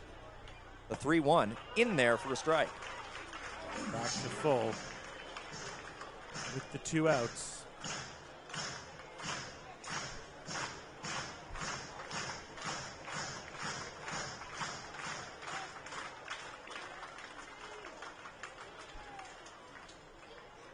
The 3-2 coming up to Westland. Swung on and fouled. Good pitch, but just couldn't quite get him to miss. This number 23 would be absolutely huge right here. Keep this in the right area, only giving up the 1 run. Don't let that runner from third get in and get some confidence back of finding that first punch out. Westland's double in the second was his 30th hit of the season. 3-2 is outside, and again, Baltus allows a base runner. Runners in the corner for Freeman, and that boy takes a little bit of a tumble right there. But Freeman talked about how fantastic his glove has been, and now hoping to show something from his bat as Baltus is going to get a visit at the mound. Yeah, we aren't too, I don't think, surprised to see this after, again, another opportunity to end an inning on a strikeout, and Baltus just can't get that pitch in the zone. Oh, it's especially on that right side. And you talked about those 2-2 counts. He hasn't been able to get it. Freeman 0 for 1 so far here. Has 22 RBI, 1 homer, but talked about he's been really fantastic with the glove so far, Mike, but hoping to get, could be one of the bigger hits here for the Berries to get a big, breathable lead. Yeah, Baltus faced 6 batters in the first, 5 in the second, and now he's on his 6th here in the third. It's been a lot. Yeah, hasn't been able to find that rhythm that he's so accustomed to having, but that's what happens when you face this Berry squad. So runners on the corners here with 2 away, and still, of course, a 1-run game. That's been the nature of this game. 1 run, 1 run, 1 run. And there's 1 strike to Freeman. Some confidence there, getting that down the middle there for a strike. Yeah, at this point, it's just about limiting the damage. The Dawgs have proven more times than we can count that they can score 1 run in an inning. Oh, yeah. But scoring 3 against a Saskatoon team that is very strong at both ends, it's easier said than done. Pitch number 2 swung on and missed. And here's a chance for Baltus to put an end to this in the top of inning number 3. Don't remember a whole lot of 0-2 counts for Baltus today. No, I don't remember a lot either. He's in either 2-2 or full count, so a big one right here against Freeman.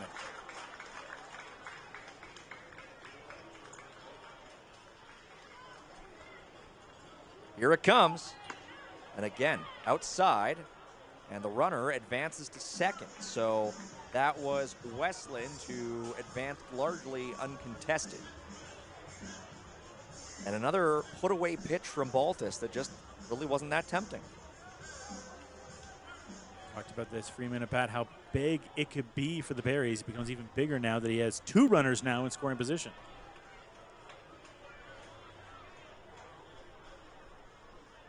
Freeman signals for time. He'll get an extra second, as will the pitcher. Big chance here for Baltus to get out of this one.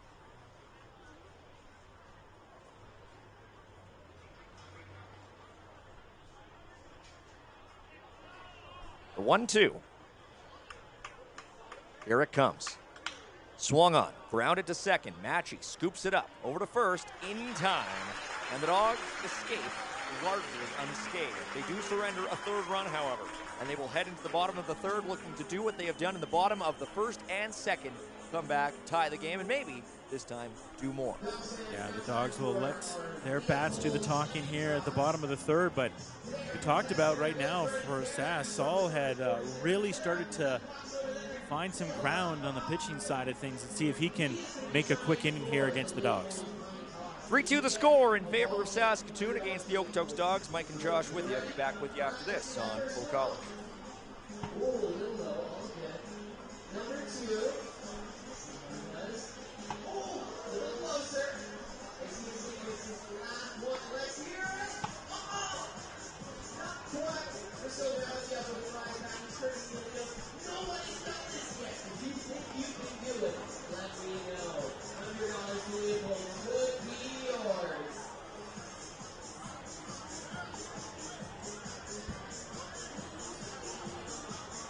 The Okotoks Dawgs are hosting another originally scheduled away game for the Energy City Campus Rights right here at home this Sunday, July 20th. Tickets are now on sale. Get yours today.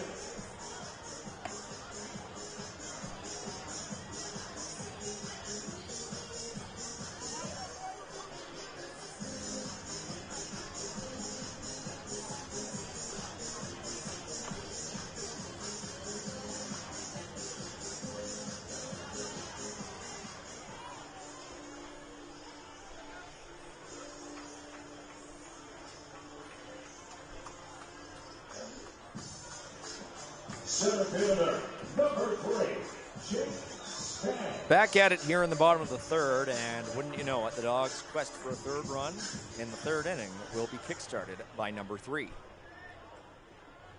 Skaggs has done some good job in the outfield. He's going to line up a bunt to start off. Interesting strategy there from Skaggs, and it doesn't quite go his way as that one goes foul for a strike. Something different to try to catch him off guard to start off here. Might as well.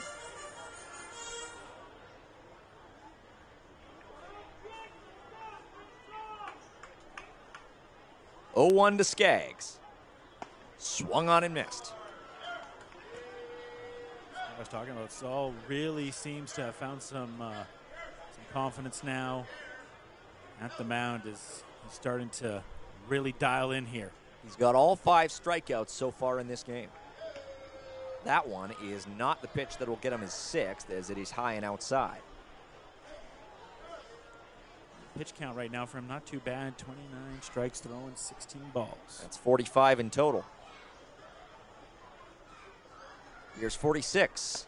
Swung on and missed. There's strikeout number 6. He's dialed in right now. Yeah, it's impressive that the Dawgs are only behind by 1, considering the way that the pitching has gone so far in the game, with Saul very much feeling it, I would say, on the mound. And 4.37 ERA, I talked about. Don't take that as much of what he is as a pitcher. He just had those 2 rough outings against Moose Jaw. Before that, was not giving up any earned runs at all. Oh, that's a beautiful off-speed pitch to Zane Scansey that just kind of settles in there for a strike. Boy, impressive to put down Skaggs 2 consecutive strikeouts. Pitch number 2 to Scansey is flown high into, looks like, short. And it is grabbed there by Houston, and all of a sudden 2 up, 2 down here on the bottom of the 3rd. Saul's making some quick work right now. We talked about hadn't even got to the 50 pitch mark just yet, and if he can get out of this inning with just a few pitches here, the way that he's been going the last few batters, I'm sure the Berries will be thrilled with that. So that'll bring up Barry Eisman. Eisman is 0 for 1 here today. Still batting .405 on the year. His last time up was in the top of inning number 1. Or pardon me, in the bottom of inning number 1, where he flew out to left. First pitch to him is a strike, and again, behind 0-1. The 0-1 pitch to Eisman, swung on and grounded towards second. Bit of a hop there for the fielder Westland, but not enough to get in the way of him sending it up to Waters for the out. And that'll retire the side. 3 up, 3 down for the Dawgs in the bottom of inning number 3, and they will enter the 4th, still trailing 3-2. Mike and Josh here with you on FloCollege, and after this, it'll be Josh calling the balls and strikes for the 4th, 5th, and 6th. So stick around. You'll be wanting to hear that and watch along with us here on FloCollege.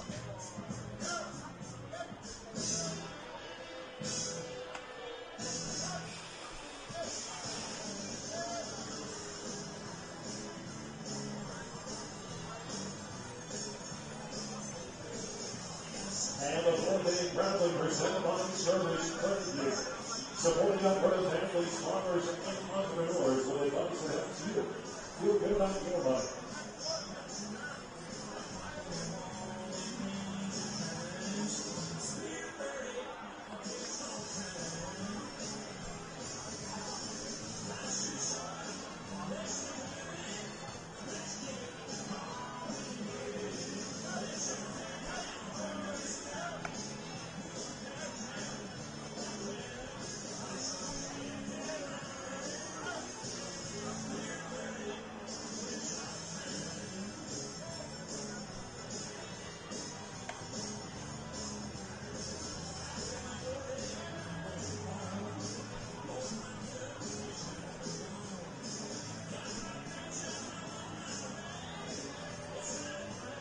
All right, what it is, what it do. We are back here in the 4th here at lovely Seton Stadium.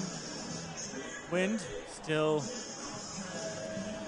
something to consider. It's getting a little chilly out here as well, but the fans don't seem to be too bothered. And neither do the Berries right now as they lead 3-2. Berries, as Mike had mentioned, have led this game so far and have hit every single inning that they have chance. And here's Gonzalez. How's about Gonzalez? The last time he was up, went about 8 pitches in deep on Baltus.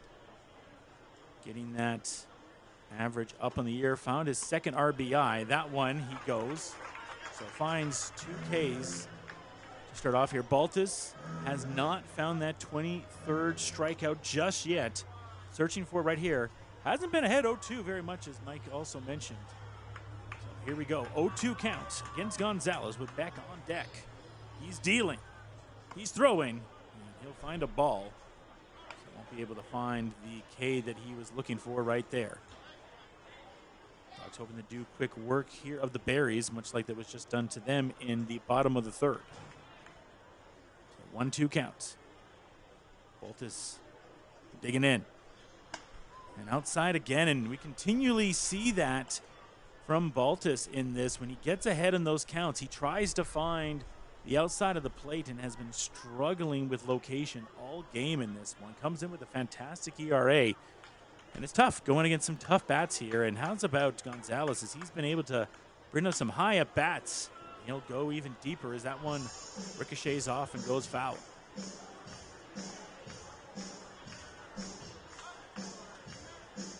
2-2 count.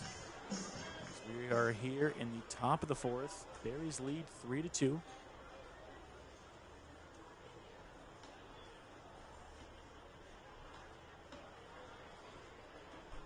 Dealing. Again outside, so Gonzalez able to bring it all the way back, was down 0-2, and again in a battle here with Baltus, and Gonzalez goes to the bottom here, comes hitting under 200, able to get that hit beforehand, go back now to 214. We'll see if he can get on base with Beck on deck. And he does just that. Down 0-2, able to get all the way back and able to land on base. And now to bring in the big bat of Beck, who has a run in this game, has a walk in this game, does not have a hit or an RBI yet. No, he is hungry for one. No action in the Dawgs bullpen just yet. This is around the time they like to let their pitchers finish off around the fourth. I mean, Baltus has done a tremendous job so far in this one. Just hasn't been able to find the strike, but keeping them at bay for a run per inning with the way that they have been hitting in this one. 5 hits so far.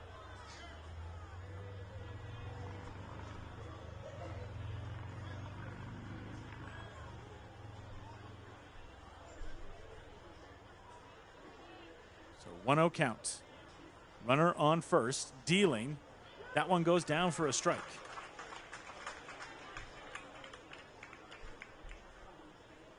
You have to wonder too, and the word I've been mentioning a lot with these pitchers is confidence. When you have a head on Gonzalez, that 0-2 counted, and you go all the way to throw 4 balls, where is the confidence right now for Baltus as he deals right there into the dirt? And looks like there might be some movement now in that pen for Okotoks.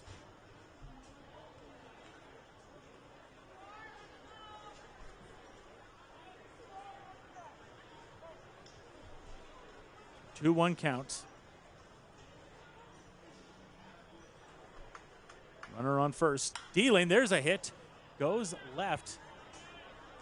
Looks like it's going to go foul, and it is.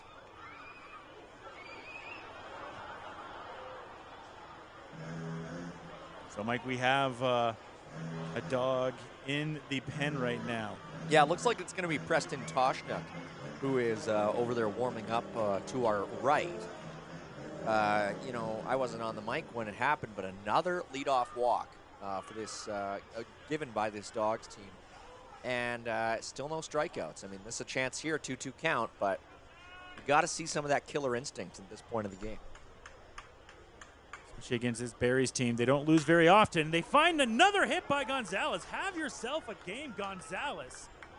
As he finds the hit right there. That's his second hit of the game. Keep bumping up that batting average. Yeah, I mean, this has just been a real impressive run for the Berries.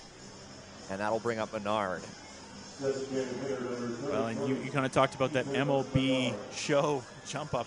Oh, Give man. more points to Gonzalez on that. No, Menard. That was Menard. Sorry, I was just so used to Gonzalez doing so many wonderful things. I know. Assuming everyone's Gonzalez It's okay. now. It's okay. But yeah, Menard's 0 for Menard. 2 today, and we're getting another mound visit. I mean, That was Beck on the hit. yes. Yeah, this could probably be Preston Toshnick checking in here. Baltus as I mentioned beforehand here, Mike, it's not that he's had a bad game out. It's just these bats are relentless, and he has just not been able to find that punch out when the Dogs have needed it so far. I think they're going to give Toshnik a little bit more time. I think they're going to let Baltus face Menard here. Menard, he is largely kept at bay.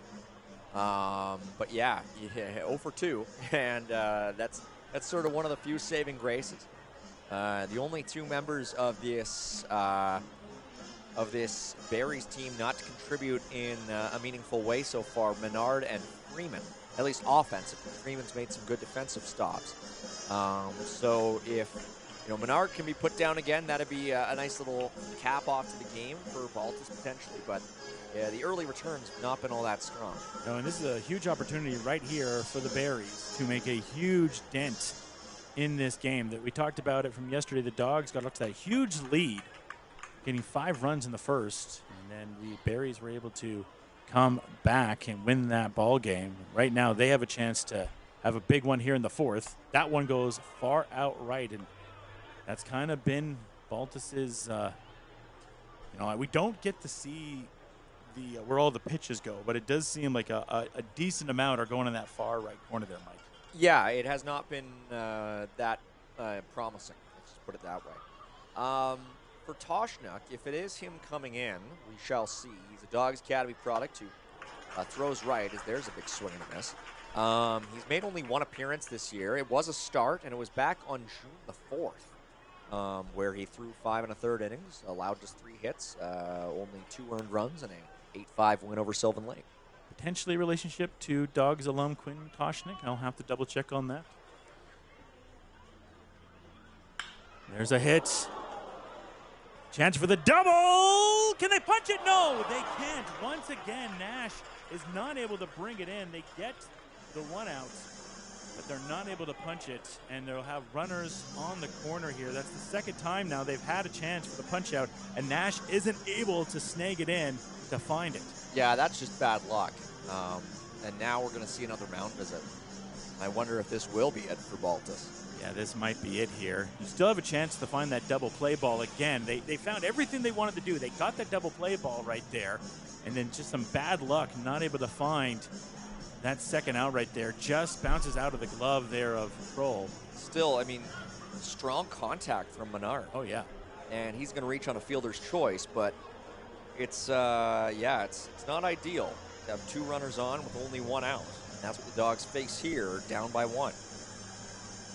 A lot of conversation going right here. I do think they're trying to potentially give Baltus another go here and give Toshnik a little bit more time in the pen, as you were trying to allude to beforehand. I think, as I talked about, the Dogs like to get their starting pitchers 4 innings, no matter what the pitch count really is, and then they go out. Even if they're having a great day, they normally cut them off at 4 in the regular season, and then we go into the postseason, and then it's a different story. Yeah, this will bring up Rowell, who is 0 for 1 technically. He does have a walk, and he later came around to score. Rowell's first time up was just a ground out, I believe, in the first inning. And then he was up. He led off the 3rd, and of course that ended up with a walk. This will be huge for Rowell right now. He's runners at the corner, putting some confidence into Baltus. I'm saying this is the decision that they would probably go. What do you think about the decision to not put Toshnik in just yet? I mean, I kind of get it. You're throwing a righty against a righty. Toshnik's a righty as well, but still, you're keeping the righty in. Runner goes. Can they get the punch out? No, they're not going to try there. So stolen base there. Runner's not at the corner. Double play ball is now gone. There could be a situation, too, here for Baltus with Murdoch due up. Next is try to get roll out here, try to get that second out, and then potentially bring Toshnik. And I've seen that happen a few times here for the Dogs. So maybe just trying to have Baltus have 1 more out in him before potentially making the switch to Toshnik. That one gets the strike. So once again, Mike, here we are. 0-2. Baltus ahead 0-2, but he has then walked the previous batters or given up a hit in this position beforehand. Trying to elude that, trying to find the punch out. Infield comes in, obviously in fear of a potential bunt. He goes high. Yeah, I mean, just, I guess, trying to avoid a ground ball that would probably play to run. But, yeah, it's an interesting situation to be sure. Roll gets the right hit here. It is going to be a big lead here for the Berries. It's the 1-2 count with 1 out. Runners at second and third. They really need a strikeout here. They need the strikeout, and he goes up high again, and kind of deja vu, potentially with what we saw with Gonzalez at the start of this inning, right now happening for Baltus. And trying to dig in, trying to find this punch out right here. He faces the 2-2 right now with 2 on. It's been a while since I've seen a Dawgs starter go this long without a strikeout. Well, he's going to potentially get the out. We'll see if they can save the run. That one goes to Iceman. Runner is going to go. Iceman with the throw, and he's going to be able to cut him off. So the Dawgs save the run from coming in, and Baltus does a good job of shutting it out from going any further. Yeah, I mean, wow. They caught a break there. They caught a big break, and that had the potential to cause some damage. Barry Eisman's throw being way offline. Nobody was really covering home, and the runner just didn't go. Yeah, So I'm kind of surprised there that Gonzalez didn't go right there, because it seemed like he had fair game to find the fourth run right there. But regardless, this brings up Murdoch. We talked about Toshnik is in the pen right now. Baltus doesn't have the strikeout, but picked up a important second out. And we'll try to get the Dawgs out of this inning. Start off with the strike. And that's the one thing you can say so far for Baltus in this, is he has been able to start off really good, getting ahead on counts. It's just the finishing that he's been looking for. yeah, we've seen plenty of first and second strikes. The problem is that we haven't seen any third ones. 0-1, 2 on. Dealing.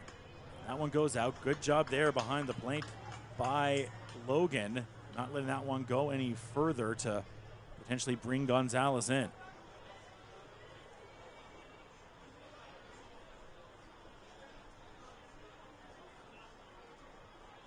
So 1-1, 2 outs. Berries lead this 3-2 here at the top of the fourth. Baltus. That one will be another ball to go to 2-1. Yeah, same spot as the last one. This is a place where the Dawgs badly, again, need a strikeout. And will they finally get their first one of the game? He's been looking for it all game. He's ahead, way ahead in the strikes, 49-34 right now. That one goes up high, potentially in foul area. Nash trying to chase it down, and it falls into the pen. So back to a 2-2 count right here. Yeah, Murdoch just got enough of that to get it out of play. Crow was really legging it over there, but couldn't get his legs there in time, and even so, the ball was just a little bit out of his grasp. Wasn't able to get it, and the Dawgs now 1 strike away from their biggest out thus far of this game, and to keep it a 1-run lead for the Berries. And potentially Baltus last time at the mound. That one goes foul again as Murdoch keeps himself alive. Well, it's a good sign that he's getting these guys to swing at these pitches. Sometimes the simplicity is all you need. Getting close to the century mark right now, though, too. So that arm, I'm sure, is getting a little tired. Closer and closer with each pitch, that's for sure. This one will be 86. Wow. I'm sure they're monitoring that if they do bring in the run. Dealing. And that one again, so 3 straight fouls. That one again into the pen. Murdoch has been liking that right side of the field as those last few fouls seem to be tracking that way. Plenty of opposite field power there, too. Yeah. I was quite impressed. I think that one was a couple of degrees more to the left. It might have had a chance to be a home run. Yeah, it seemed like it did if it just stayed in. 2s across the board. Baltus trying to get out of this inning. Dealing. There's a hit by Murdoch. It's going to be close at first. Are they going to be able to get it? No, they're not able to get it. And 2 come in as Murdoch finds RBI 30 and 31. And the lead explodes here. Oh, and just a disastrous play for the Dawgs. How many times is that routine play from second to first going to be blown in one game? It's a real bummer right here for the Okotoks Dawgs, and a huge jump here for the Berries as they now have a commanding 5-2 lead, as the third time and out at first just cannot connect for the Dawgs. It's 3 times now where they could have gotten a double play or get out of a tough situation, and they haven't been able to get the punch out at first that they've been looking for. Yeah, and that's going to bring in Preston Toshnook, who's jogging in from the bullpen. So Brady Baltus's day is done. They're not, I think, going to call those RBIs at the end of the day. It's going to be an error. Yeah, it's E4. That's correct. Just a really tough scene there. I mean, Eric Matchy just has not been able to get those to go. They've been tough plays for Kroll to make. And now we have Toshnook coming in, who's got to clean up a bit of a mess. So let me take back my statement about his 30 and 31st RBI. Still at 29 RBI as it is the E4. That's why you do get excited sometimes when a big hit happens. You're going to rein it back. But that's the thing, though. Yeah. With Brady Baltus, you need a strikeout. You do. You can't have another ball be put into play. And it's just, it's something where all the strikes, or pardon, where all the outs have to be put-outs or committed on the field, it creates a lot of opportunity for errors. And there's a real pivotal one at a crucial inflection point of the game. And now the Dawgs need Toshnook to come in and settle things down a little bit, put things back into their own hands. And Preston right now warming up here for Preston Toshnook. 3 pitches that we were privy to. He is a 4-seamer that goes about 87 to 89, a slider that goes 74 to 75, and a changeup 81 to 82. Toshnook will be able to see if he can, first of all, get out of this inning for the Dawgs and also be able to find the first punch out. Doing it against Houston, who's hitting .336 and has 2 hits so far, leads the Berries in hits in this game, hitting both times he's made a plate appearance so far. It's crazy just how sometimes one little thing can just blow the game and just change it entirely, and that's what we just saw there. They had the routine out, and Mechie and Kroll just cannot connect. Yeah, the Dawgs have made a lot of things look difficult today. That's not the thing that we usually see from them. They usually make the hard things look easy. And today they've made the relatively easy things, or the relatively straightforward things, look like a real chore. And when you're the Okotoks Dawgs, you have to be held to a certain standard. And today it's been substandard, I would say. Well, and as I mentioned too, they're now going to change it to an E2. The ruling on the last one. An E2. E2. But I just got updated to. I've seen E3, I've seen E2, I've seen E4. It keeps on changing at least. E2 doesn't make any sense. We'll just go with E4 for now. So that does bring in Houston, and we'll have Murdoch at first. Toshnook steps in here, 8:31 here in the top of the 4th.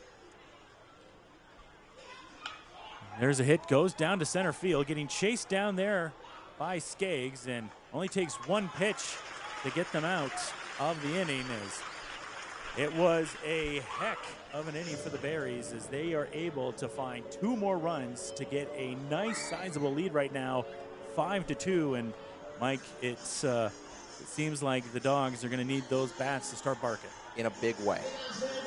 You're watching Flow Sports WCBL baseball with Ken Josh.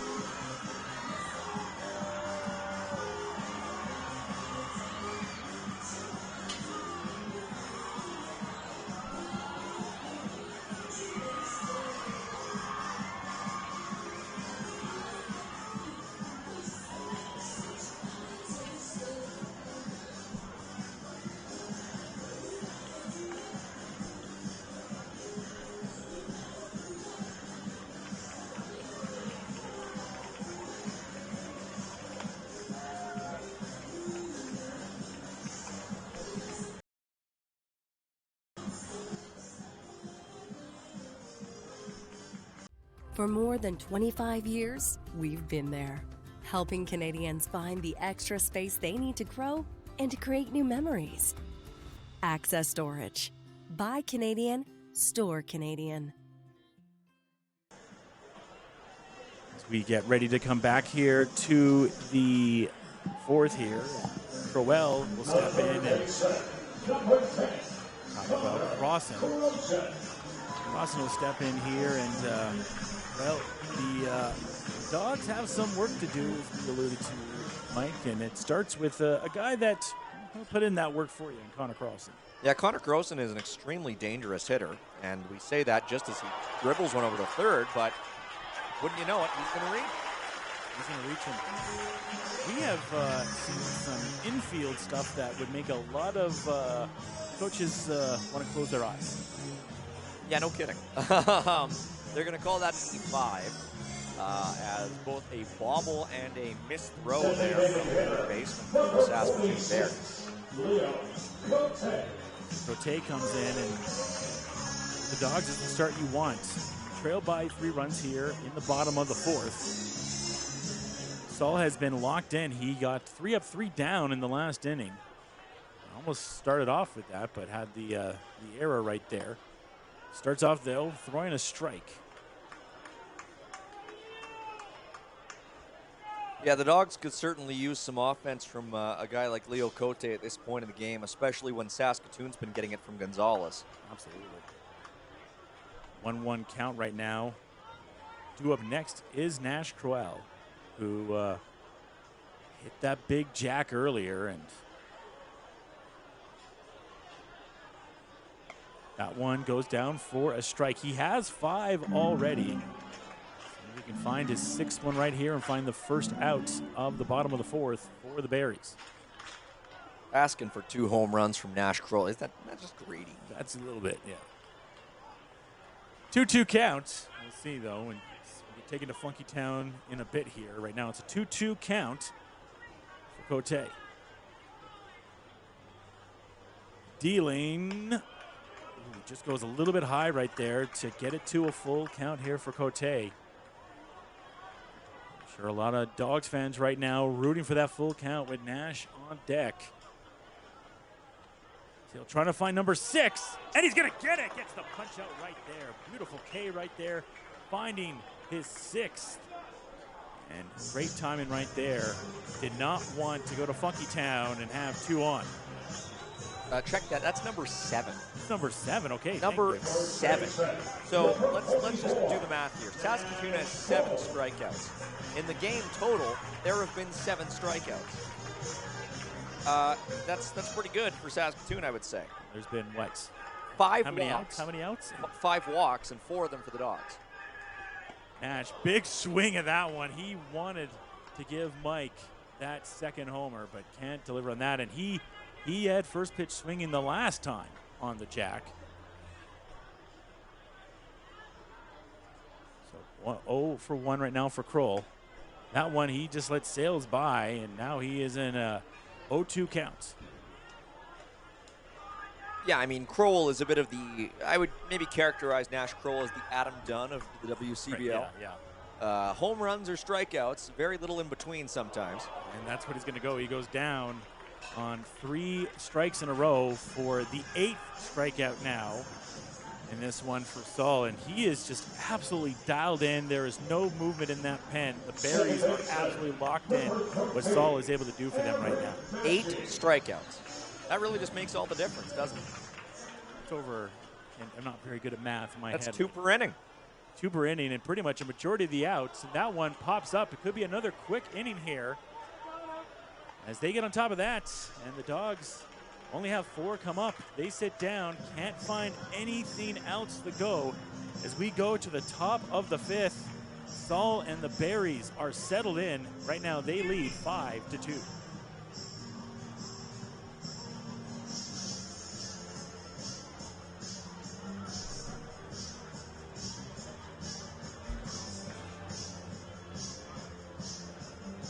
We'd like to do a big shout out to the Fury Unite softball group on our Anthem First Base main patio, the Restorative Sports Therapy group on our Anthem First Base bullpen patio, The Airdrie All-Stars on our central outcast 4-4 foul patio, the Turner Valley Golf Club on our Forest third base patio, and Peter Farley and friends in our Ian Mechanical field level suite.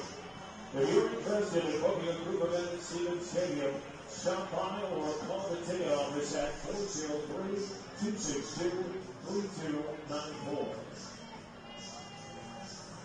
Dawgs fans, we are thrilled to announce that season ticket renewals for the 2026 season has begun. All current season ticket holders have until October 1st to renew their current seats for the 2026 season. We're going to get ready to see Preston Toshnik. See a little bit more of what he was able to do. He only pitched one pitch and was able to get the one out. And as Mike had been alluding to, not too many strikes for the Dawgs. In fact, 0. Right now, all the Ks belong to Mr. Saul so far in this one. Toshnik, a little bit of a legacy player here for the Dawgs. His brother Quinn used to pitch for this Dawgs team. We see Quinn Toshnik always kind of come in and set up Matt Wilkinson beforehand. So you had Quinn Toshnik and then you had Matt Wilkinson. That was a very nice shutdown duo for the earlier Dawgs championship run. Yeah, Preston hoping to live up to that in a big way. And the Dawgs need pitchers right now. Their rotation has been decimated by injuries. And so they're calling upon a guy who doesn't have a whole lot of experience here, but they need him to show well in a game against a very dangerous Saskatoon team. Well, especially if the Berries have now settled in defensively and on the mound particularly. They need the quick inning of their own right now. No kidding. One goes down for a strike, so we go 1-1 here at the top of the 5th. I don't remember the last time that I called a Dawgs game where they were in a multi-run hole by the 5th. I have been doing Dawgs games for 4 years as that pitch goes for a strike, and I don't remember a multi-run game the Dawgs were down in 4 years. I've only seen one bottom of the 9th in 4 years with the Dawgs, and that was the championship game last year when Connor hit the walk-off. So it doesn't happen very often here. And he gets the punch out. So how's about that? He comes in, he gets the one out they needed in the last inning, and comes here and immediately finds the punch out, and that has got to put a lot more energy into this Dawgs team. Well, we have seen 9 strikeouts in this game, and that is the first one for a Dawgs pitcher, which says a lot. But it's overdue, and it is much welcomed and appreciated, and good for Preston Toshnik to punch out a batter for the first time tonight if you're Saskatoon. And he's done a good job of finding the strike zone so far in this one. That was a dime of a pitch just now. Freeman due up next. 0-1 count right now, 1 out. Dealing, there's a hit. And they've been trying to find this all game, and that's got to feel good for Nash and the Dawgs that they get that punch out at first. It's happening. It's all happening here in the top of inning number 5. Sometimes you just have to have an inning like this where you can get the pitching going again, get those routine outs that you're used to get things back going, then the bats will start flowing again. It feels good. It must feel good down there. So this will bring up Freeman, who's a fantastic hitter for this team, and we've seen the glove, as I've mentioned, but he is 0 for 2 so far in this one.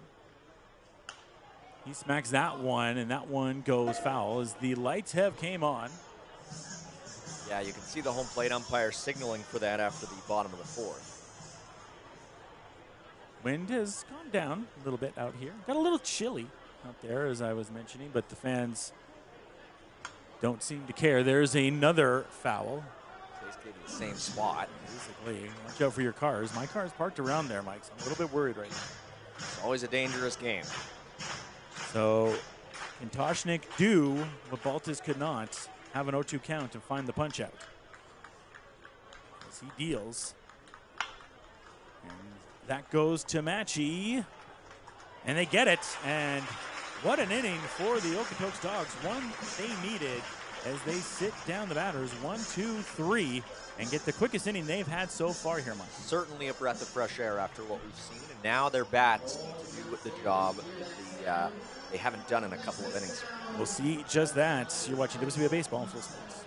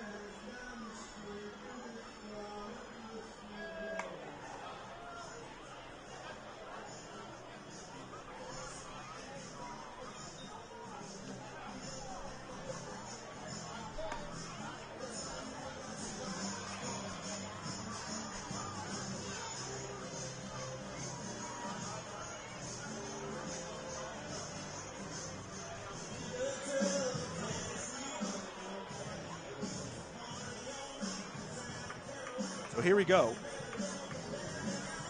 For the Dawgs, have Chase Logan up here. And talked about a fantastic defensive and pitching inning last time for them. And see the bats can go in, but they got to go against Saul, who in a game where the bats have been tremendous for the Berries, he might be player of the game so far. Yeah, the Dawgs, what they really need to do here is just try to extend these at-bats as much as possible. Try to tire out this pitcher so they can maybe do something against the relievers, because this Berries guy has just been pretty close to unhittable. He's ahead in the count again. He's approaching double-digit potential here, and there's no movement in the pen, and why would there be? No, he's done an extremely good job. And the Dawgs could really use Chase Logan on base with Sanchez, Skaggs, and Scansey on deck. This is his 65th pitch thrown, so doing good on that side of things, and Gonzalez not letting that one go anywhere. Kind of got away from Sal, but we'll see how he responds here. Find that 9th strike out of the game right here and get ahead here for the Berries as he deals. That one goes foul. 5-2 right now for the Berries ahead. Mike Gould and Josh Arbuthnot here on the broadcast for you.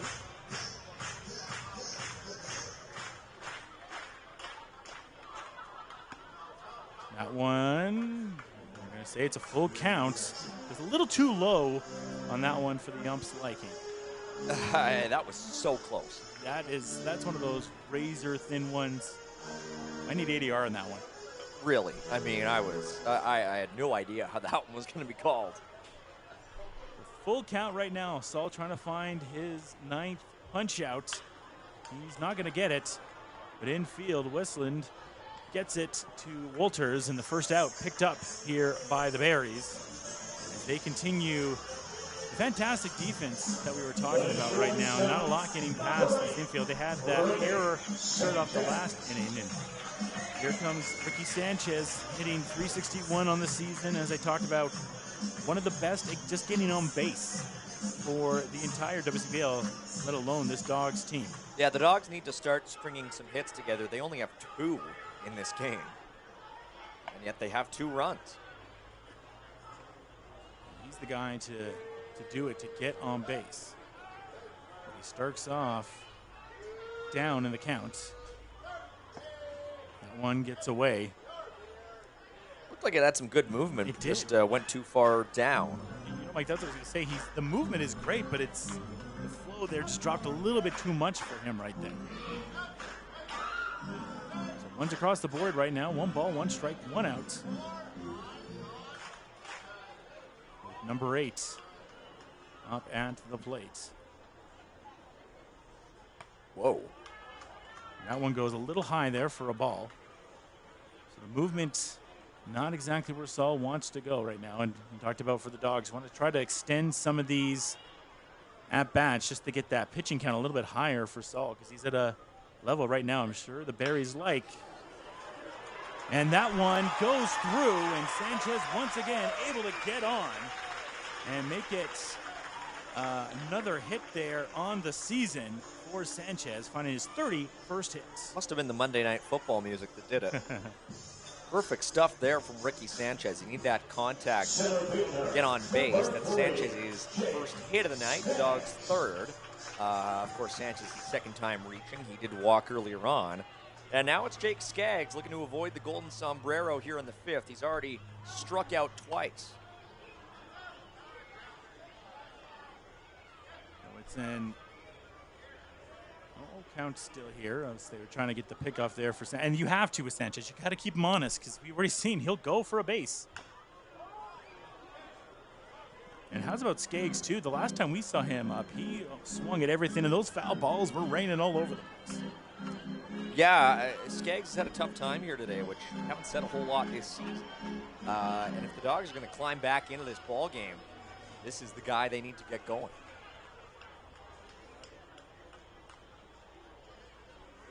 0-1 count right now, 1 out.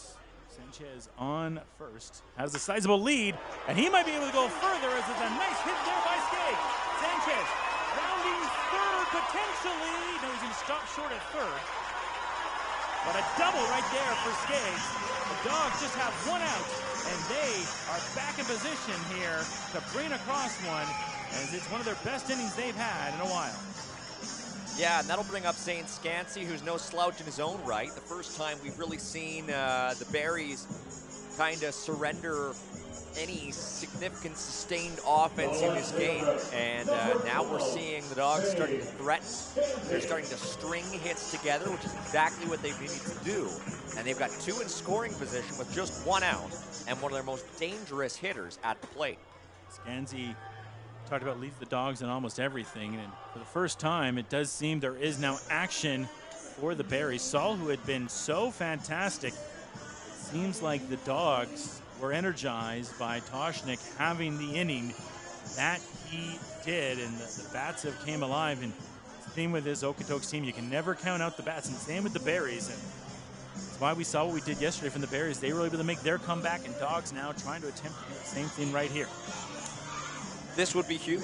A game where the Dawgs are sort of, they kind of look like they've met their match a little bit, and they kind of have to reassert themselves. And this is a big opportunity for them to do just that.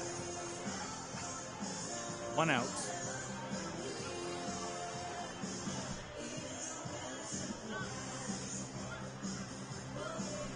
Obviously, just trying to calm some nerves there for Saul. You go against a great batter here in Scansey. He has a hit. He has an RBI in this, so now 18 RBI for him this year. 45 hits. 46 could be a big one. Potentially could get this to be a tie game. He gets the right hit on it and finds another home run to add to this season. First pitch goes foul, and Sanchez had the jump on that one. Yeah, a couple inches to the right, and that would have been a perfect hit for Zane Scansey at this point. Would have played to both runners for sure.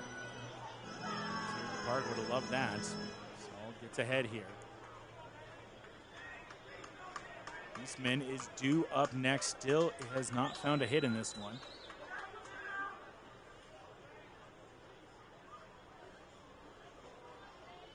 Oh, 1. Scansey lets that one go. Good eye. Falls down for a ball. I mean, wow. That was right on the border. And even with it being called a ball, I thought Scansey could have maybe put a charge into it. Yeah, the way that it dipped, too, I thought like he could have got something on there like you were just talking about there, Mike. But goes to a 1-1 count. Dealing. Gets on top of that one. That one goes to left, and it falls. Scansey brings across Sanchez. And running the bases to try to find a double. He lands the double. A double for him. 2 on the line. And the Dawgs now only trail 5-4. A huge piece of hitting by Zane Scansey. And what did you know? Sometimes stringing these hits together can really pay off. And the Dawgs now have the tying run on second base with only 1 out here in the bottom of the 5th. After a bit of a dry spell, they have found their footing. The hit's now 6-5, and the score just 1 run separating these two teams. And it just shows how strong this lineup is for this Dawgs team. You can't keep them at bay for very long before they start barking. A round of applause for Saul, who comes out of the game here. And Mike, he had himself an absolute fantastic ball game. Yes, he gave up 4 earned runs, but he faced 21 batters, and he sat down 8 of them and only walked 1. Yeah, and now we need to see what the Dawgs can do against this crop of relievers for the Berries. And coming into the game here, I don't know if I saw the number right up front, so we'll just have to wait for it. But it'll be a big opportunity for the Dawgs to go up against a different arm and try and test what they can do. Adam Beeman. Adam Beeman, he's been here for 2 years with this Berries team, has 2 wins for them this year. Last game was against Current, where he only pitched 1 inning. He faced 3 batters.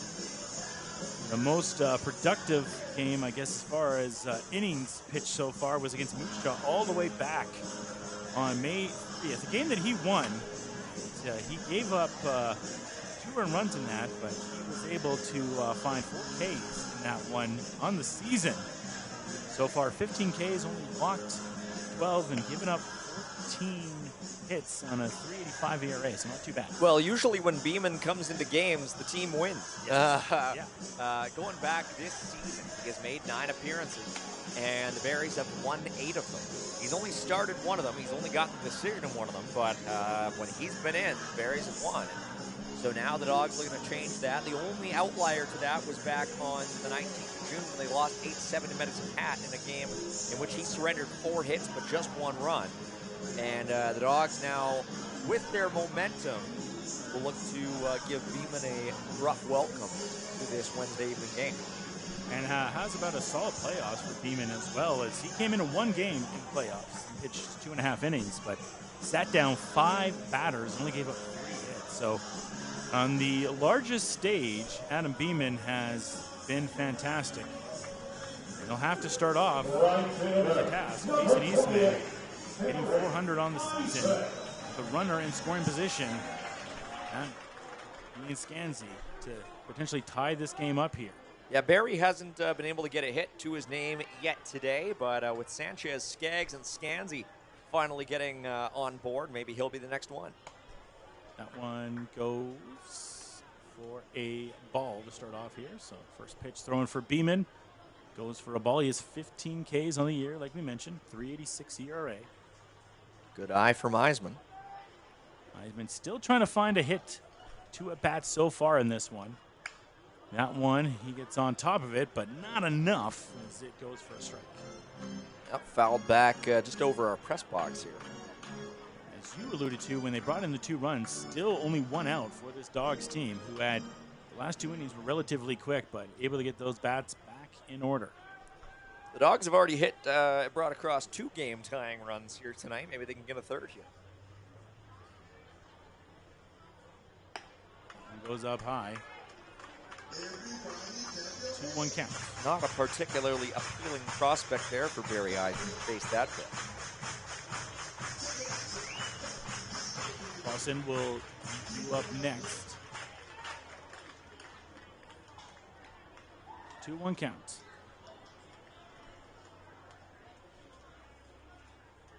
Dealing. There's a swing. Chance for the out. No, he bobbles the ball. He can't bring it in. Eisman will go across first. We'll see what the ruling on that one is. It's an an E6, and that's a tough one. I mean, it just bounces right before it gets. I mean, Eisman puts a bit of a spin on that ball as he hits it. And I was kind of waiting as it came off the bat to see if it would take kind of a weird hop, because it just seemed to have that weird movement to it. And wouldn't you know it, it just kind of fools Houston there at short, and that sets the stage for Connor Croson in a huge situation. Runners on the corners, only 1 out. In a game where we have praised the defense for the Berries, they make a big error right there. Croson, huge swing right there, but can't get the hit that he wants right there. He now trails 0-1. Yeah, Croson is just so strong in these situations. 32 RBI on the year. He is, if his name had another C in it, it would be Clutch. Connor Clutch Croson. Let's see what Triple C's can do right here as that one goes for 1-1. Runs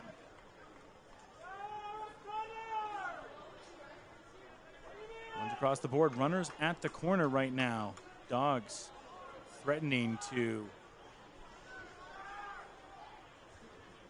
tie this game up again, and another swing and foul there. Yeah, that one right in on the hands of Croson, and seemed like one that he could maybe give a bit of a ride to, but couldn't quite find the right contact. 1-2 count. Beeman trying to find his first punch out. Croson trying to tie the game up.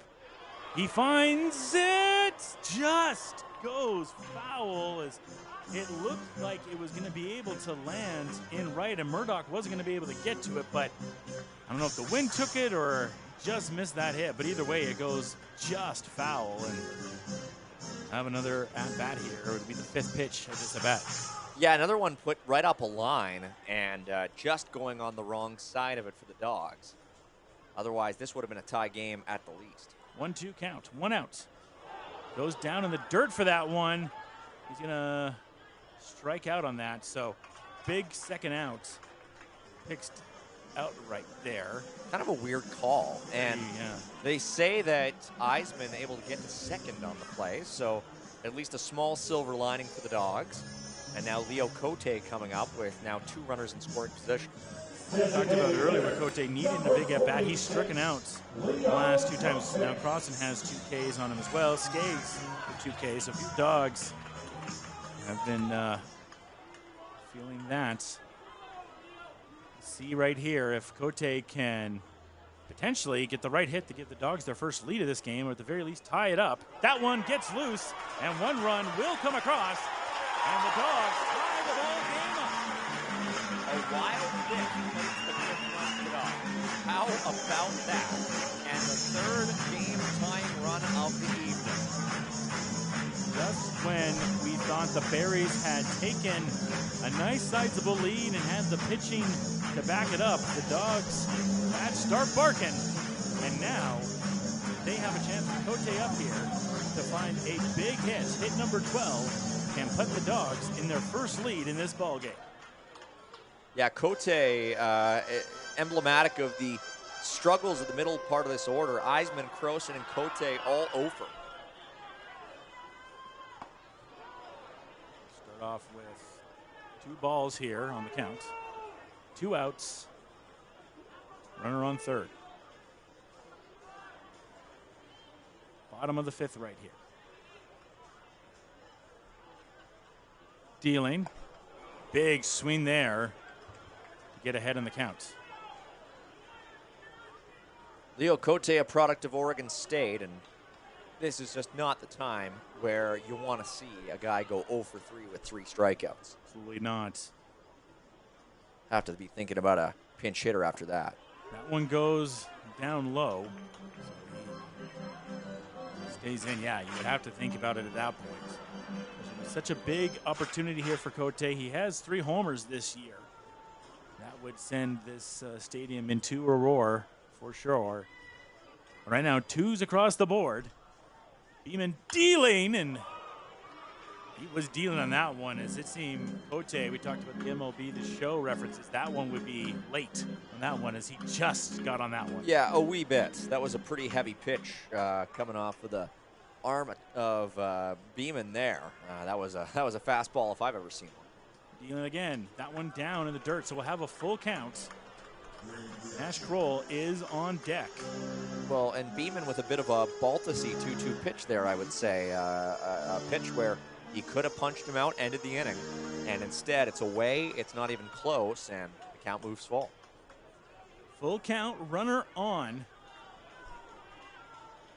Dogs have a chance to take the lead, and they will get the walk and have runners in the corner with their power bat coming up. Yeah, exactly the same. That followed the same script. Beeman had the upper hand in the at-bat, and all of a sudden, a couple balls, and it ends up being a walk. And that brings up Nash Kroll, who I compared to Adam John earlier. And again, we look at it. A hit, a home run, and a strikeout. So what are we going to see this time? Maybe a walk? I mean, we talk about the 4 true outcomes. Yes. And maybe that's what we'll see, one of each. Well, he's going to swing. That one goes a little bit too inside on him and find the ball right there. So runners at the corner right here for Nash Kroll. Has 1 jack already in this game.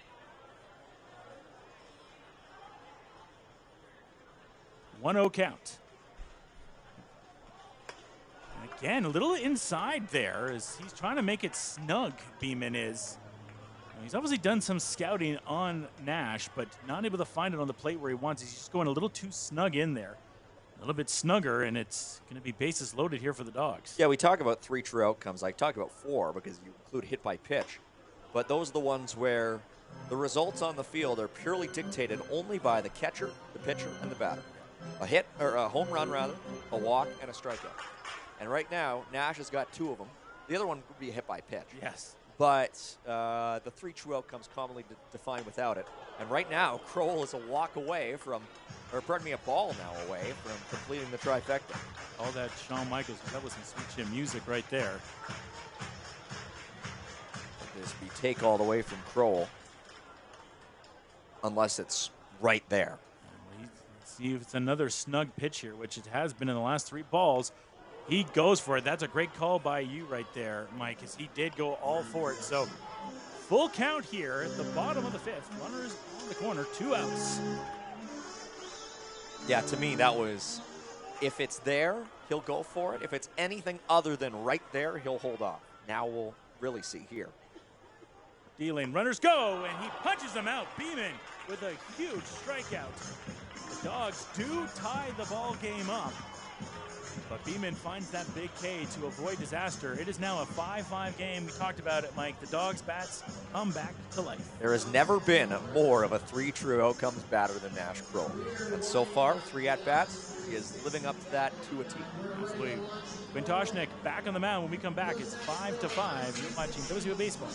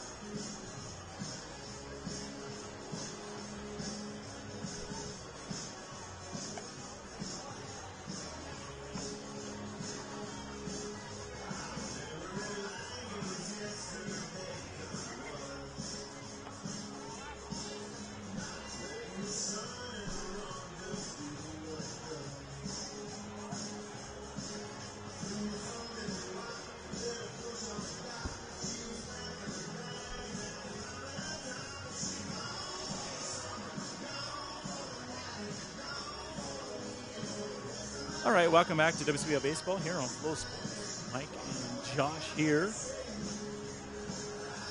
We get ready for a great inning of baseball ahead. It has gone back and forth. It has been the match that has been lived up to. Well, both games have for this this back-to-back series here at Siemens Stadium. Yeah, the Berries have led thrice. The Dawgs have tied the game thrice, and whoa. That pitch by Toshnik was inside, I would say, to the least, on Gonzalez. Gonzalez, who I gave credit for Beck's big hit earlier, but has, in his own right, done a tremendous job in this game, staying in on counts. And that one takes a hop. Nice little hopper right there. And Gonzalez, now I can say, have yourself a game, as he has been hitting the ball tremendously in this one. Has an RBI in this, has been able to walk, finds his second hit, has a run in this. Not bad for the bottom of the lineup batter. Now that will bring back. Will we see a 4th go-ahead run for the Berries? This has been going. It's not going to be too much of a shocker if that's the case. I believe that might be the first time Toshnik was hit so far as well so far. Or maybe the second. So Beck starts off with the ball. Toshnik lines up. Finds that one right down the middle. Pretty pitch right there. Yeah, Logan might have done his part a little bit to frame it, but still pretty much stapled to the bottom part of that strike zone. 1-1 count.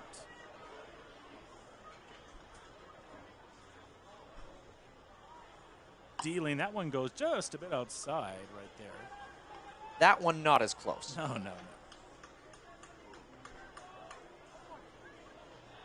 Dawgs have some stuff going in their pen, and so do the Berries. Both teams will be active now with their pens now the rest of the way, you would assume, here in such a close game. That one goes for a strike, so he gets ahead in the count. Yeah, that one. That was beautiful. That was beautifully placed. Able to see that he's been able to do great things so far, Toshnik. I might call him Quinn once just out of habit by mistake, so I do apologize for that. I used to call him Quinn all those years, and they try to get him at first right there. It's Preston. Trying to find his second strikeout right here. D-Lane, and that one takes a hop. Nash able to get it. Throws the second. Going for the double. No. Wow. And now look out. I think the ump at second is overruling this, and I think home plate is too. Yes, that is a double play all day. So there we go. On second review, they are going to say it's a double play. So the Dogs, as you and I have been talking about, Mike, the fence has been letting them down a bit, and it steps up in a big way right there. Ouch, if I'm first base ump. But at the same time, you just got to get the call right. Can't be fun to get overruled, though. No, and this is huge, too, because now you're bringing up Menard.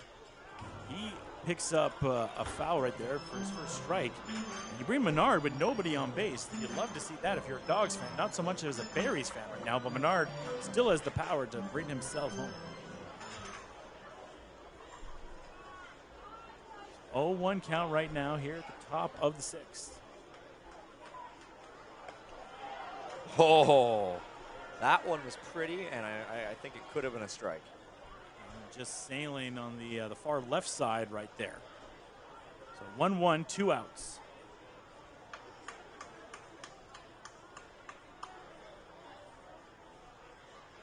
Dealing, and that one goes for a ball as well. Might have bounced it a little bit.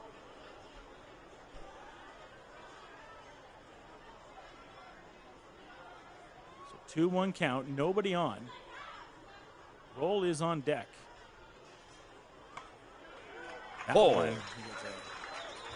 these ones have been so precise right here on the plate right now. So close. Two's across the board. Trying to find the punch out, trying to get the Dogs out of this inning. Potentially could sit down 3-2-1 after that double play. Dealing. That one goes up high for a foul. So Menard will stay alive. 15 hitter, best average on this Berries club. 5-5 game. Yeah, only in a game like this where the Berries have been so threatening would a guy like Menard potentially go 0 for 4. Absolutely right. And not only that, 0 for 4 through 6. And he is, as he picks up the K. That is Preston Toshnik picks up his second K.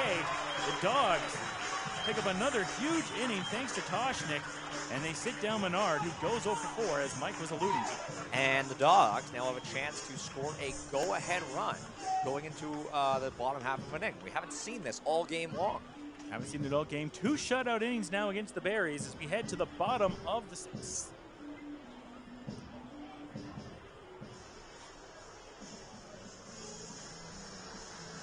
The Okotoks Dogs would like to extend a very happy birthday to the following fans joining us at the game tonight. Happy 9th birthday, Nate Ellens. Happy 61st birthday, Cliff. Welcome to U9 Senior Foothills Fury. Happy birthday, Cynthia Paradis, 76 years young. And happy 54th anniversary to Phil and Cynthia. A special welcome to Joan in Section 103, visiting from Petitcodiac, New Brunswick.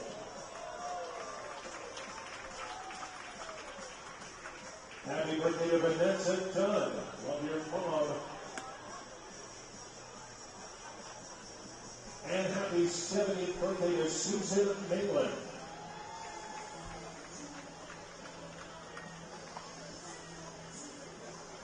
And a special welcome to Zane Scanzi's parents and sister Lexi, visiting from Gig Harbor, Washington.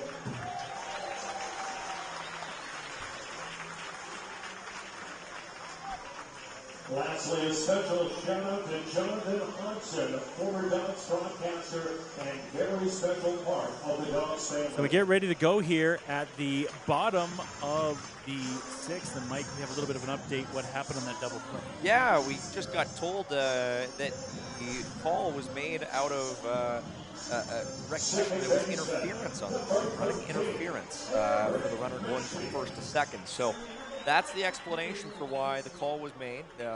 We thought the first base umpire was just being overruled, but that was the explanation that we got, and so it makes a little bit more sense now. Mechie picks up a hit. He's going to round first. He's going to go for two. And he's going to find it. So a standout double to start off the inning. Talking about those Dawgs bats a-barking. They are barking, and they are barking loud with a double for Mechie to start it off. The Dawgs have not led in this game, and they are in fantastic position to do so after Mechie picks up that double. Well, and Josh, we've talked about these hits that the Dawgs have almost had, the hits that have, or the balls that have just bounced foul for them at various points in the game. Finally, they get one that just bounces fair, and it's a perfect piece of hitting for Eric Mechie to kickstart things here in the bottom of the sixth. Chase Logan now, see if he can get going. Whoa! He loses that bat. So he swung with everything on that one. Yeah, might have to get a little bit pine tar on that thing. Keep it staying where it's supposed to be. And yeah, he's gonna rub it a little bit, just try and get it a little stickier in the right spots.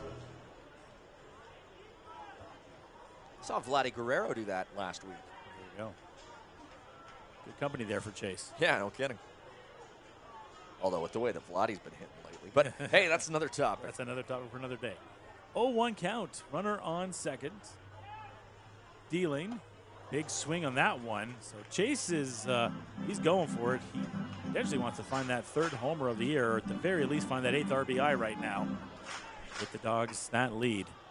Yeah, the stadium a little bit more raucous than we've seen it earlier on in this game. The fans know that the Dawgs are fighting back. 0-2 count. Beeman already has 2 Ks so far, trying to find that third one. And he's just going to miss out on it as Logan's able to stay around here. 5 batters faced so far for Beeman in this one. He's given up only 1 hit. He's walked 1. He has struck out 2 so far.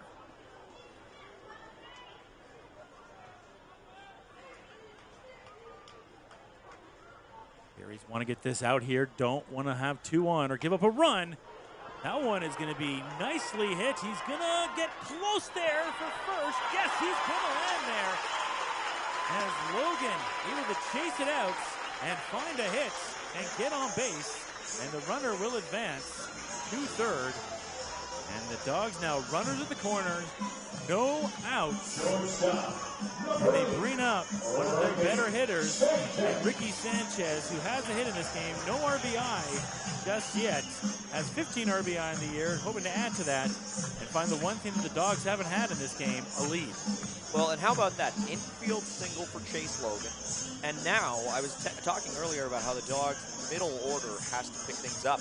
Everyone has a hit except those 3 guys. Eisman, Croson, and Cote. So we'll see if a pinch hitter ends up coming in for any of them. But as it stands, especially with Connor Croson there, the Dawgs have an opportunity even still to have another aspect of their lineup come alive here. Sanchez, though, he was the one who got their last little rally started. Now we'll see if he can get them their first go-ahead run of the game. Runners at the corner, an absolute great time to do it. Starts off with the ball. That times 2. 2 balls to start out here with no outs. Runners at the corner. Skaggs and Scanzi potentially all due up as well. 2 big bats for Okotoks. 2-0 count.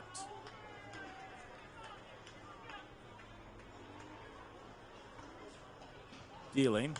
Gets on top of that one. He'll pick up his first strike here as he goes foul. 2-1 count. Runners on the corner right now. Dawgs trying to find that lead.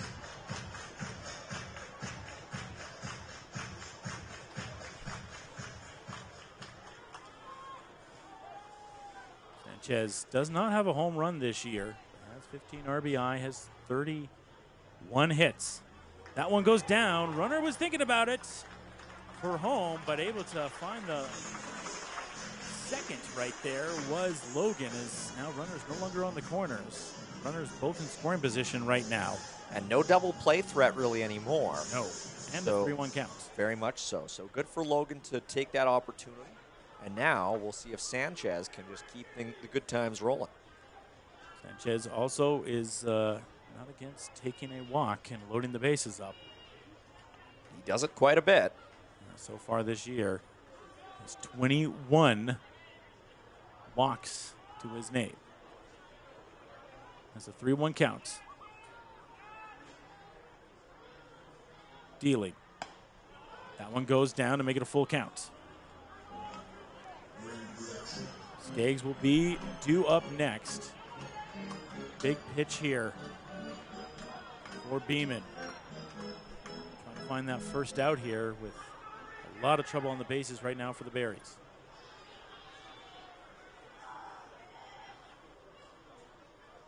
Deals. There's a big hit from Sanchez. It goes to deep center field. It's caught there by Beck. But a runner will come across, and the Dawgs have their first lead of the game. As that is Mechie crossing, he started it off on that double, and he will come across. And Sanchez will pick up his 16th RBI, and the Okotoks Dawgs have their first lead of the game. That is a huge piece of hitting by Ricky Sanchez. You wonder if this might be the end for Saskatoon's Adam Beeman after he gives up another run. Indeed, it will be. And now we'll just have to see who replaces him. And a tough outing there for Beeman. Dawgs bats got hot on him and gave up 2 hits, gave up 1 run and walked 1, faced 7 batters, picked up 2 strikes, but he started to see what Saul did, which was this Dawgs batting order started to really catch fire, and still only 1 out. You have a runner on third right now. They decide to go to the pen and try to see if they can avoid some disaster. Sanchez, 1 for 2 tonight with 2 runs, 1 RBI, a walk and a strikeout. Talking about touching every aspect of the game. And that will bring in Noah McCombs from Kansas into the game. He's a freshman. He's 1-1 so far this year, 2.38 ERA. Has 8 strikeouts. He has walked 2 and has 9 hits. His last game was back July 10th against Weyburn, was a win, and like perfect sheet in that one. Didn't get the strikeout, but faced 6 batters and picked up the W. That's a way to do it. No kidding. After the last inning and a half, I would say the Berries could use a little bit of that solidification on the mound, I would say, and we'll see if they can get it here, especially with the Dawgs still threatening. Jake Skaggs now at the plate. And 9 games pitched this year for McCombs. He's only given up runs in 2 of them.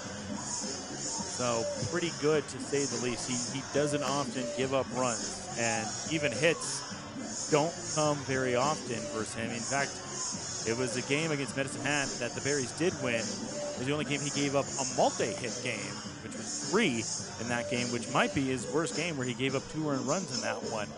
Other than that, mostly clean sheets from him. He's not going to get a lot of strikeout totals, but he does keep the sheet clean and doesn't get hits, which is right now specifically what the Berries need to get out of this and just be down by 1 run. I'd say.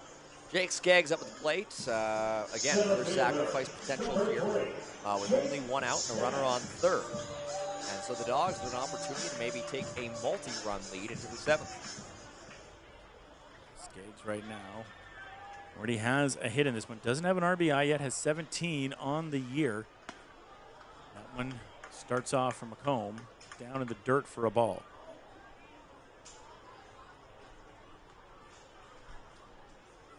He said he doesn't give up a lot of earned runs, but in a tough situation now with 1 out and a runner on third. And right now, 2 pitches right down in the dirt for McComb. I mean, if I'm McCombs and I'm pitching to Skaggs with 2 bases open, maybe I'm not too keen to give him what he wants, but still, Zane Scansey is next, and he's 2 for 3 tonight with 3 RBI. Part of me is wondering, too, if he's trying to go down low, and if I walk him, and then I get runners in the corner and potentially can get that double play ball. But against Scansy, I don't know if you want to try with that double play. I don't really think so. And he finds the strike zone there for the first time. I would understand it if you were going into the part of the order where the Dawgs haven't gotten any hits, but there's still a guy in the way.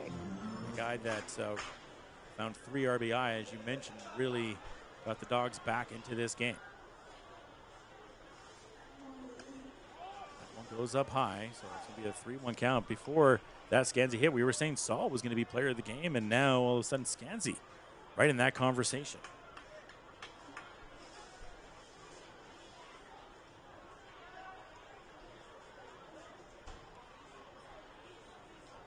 Dealing, and that one they're going to say lands in the strike zone, so it'll be a full count. Runner on third. That was a really nice pitch. I like that one a lot. McComb's able to settle in there and find that. Iceman due up next. Full count. McComb's trying to find his 9th strikeout on the year and keep the Dawgs at bay. That one is fouled off there by Skaggs. Has 1 hit, 1 run so far, but he has struck out 2 times so far, hoping to avoid the third. One of 3 Dawgs with multiple strikeouts in this game. Actually, one of 4 Dawgs, excuse me, with multiple strikeouts in this game. 3-2 count, 1 out. Dealing. And too high. They'll walk him. Have runners in the corner once again in this one. That brings up Iceman, who has not found a hit so far. He's struck out 0 times so far. He just hasn't been able to get on base. Check that. It's Zane Scansy up. Zane Scansy, my apologies. Okay, but yeah, it's not exactly the guy I want to know right now. So I almost wondered, got ahead of my thoughts. If you maybe want to walk him, you load the bases, but maybe try that double. I know it's risky, but one of those batters, do you want to bat against him with runners at the corner? Get ahead there on the count. Barry Eisman is no slouch. I mean, no, he's not. He's not hitting tonight so far, but that can change in 1 pitch. It's true. It's kind of like with both these lineups. Like, is there the guy really that you're going to risk it with, especially near the top of the lineup?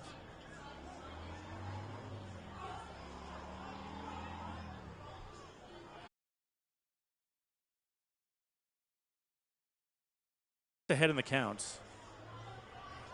Scansy, that's exactly what you want. This is a big punch out right here. Has 8 on the year, does McCombs. Number 9 right here against one of the best batters in the WCBL would be absolutely huge for him. There's the hit, takes the bounce. Chance for the double play ball. It's going to be close at first. They don't get it, and Scansy gets another RBI, and the Dawgs now have a 2-run lead. Yeah, that's number 4 on the day for Zane Scansy. As he reaches on a fielder's choice, he beats out that throw by definitely more than a step, I would say. And that allows Chase Logan to cross. And the Dawgs now have a 7-5 lead. And McCombs will now face the 3 batters who have not gotten a hit yet today, and Eisman, Croson, and Cote. This is part of the lineup right now that you said if the Dawgs can get this going, then it's going to be a real issue for the Berries. Manager having a conversation right now. Not exactly sure about what.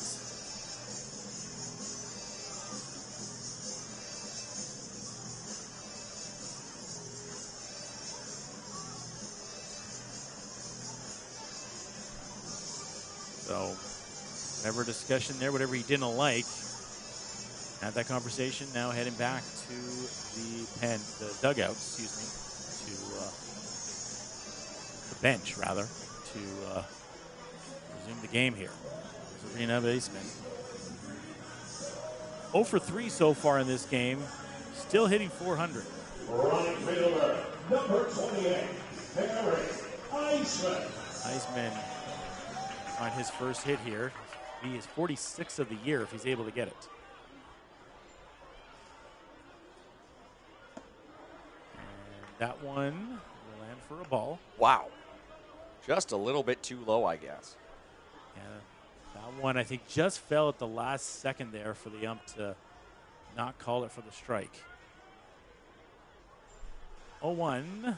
That one goes just a bit outside. So now ahead in the count, 2-0 for Eisman. bring up Clausen after that.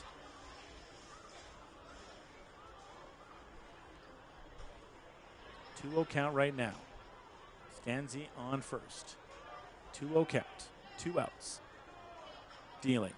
There's a hit. Beautiful hit. Infield's able to get to it in time, though, and pick up the out. The Dogs are able to find their lead. Scanzi brings one across in this one, and Mechie starts us off with the double. And the Dogs now lead 7-5. A really good sequence there for the Dogs. And a tough break there for Barry Eisman. He's now 0-4. He got good contact on that one, but just couldn't quite get the hit. And now we'll head into the top of the 7th. The Dogs now looking to get into preservation. Haven't really been in so far today. See if Preston Tushnik has any more. Mike Gould back on play-by-play. WCBL Baseball, Full Sports, Dogs lead 7.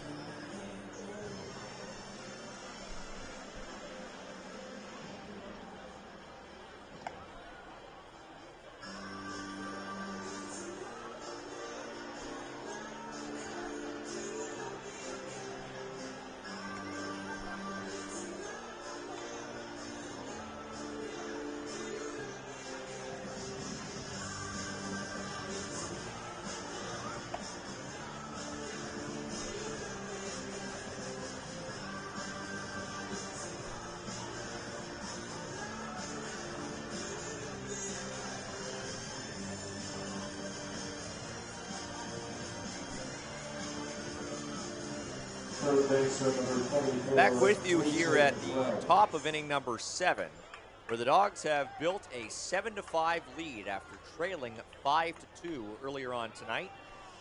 Mike Gould with you. Josh Arbuthnot will be back with us shortly, as Preston Toshnick has done a good job since relieving Brady Baltus in the top of inning number 4. Struck out 2, walked none, and now his opponent here is Rule, who will ground out to third, and there is already one away here at the top of inning number 7. So 1 up, 1 down already here for Saskatoon, and that will bring up Ethan Murdoch, who is 1 for 3 here today.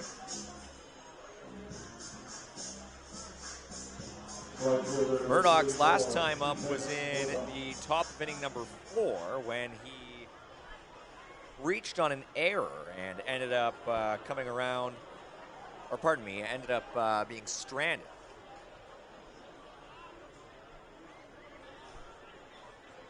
First pitch to Murdoch is a ball. He's behind 1-0.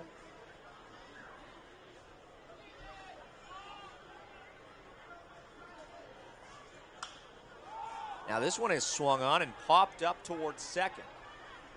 Camping underneath it is Matchy, and he'll make the play for the second out. 2 away quickly here in the 7th.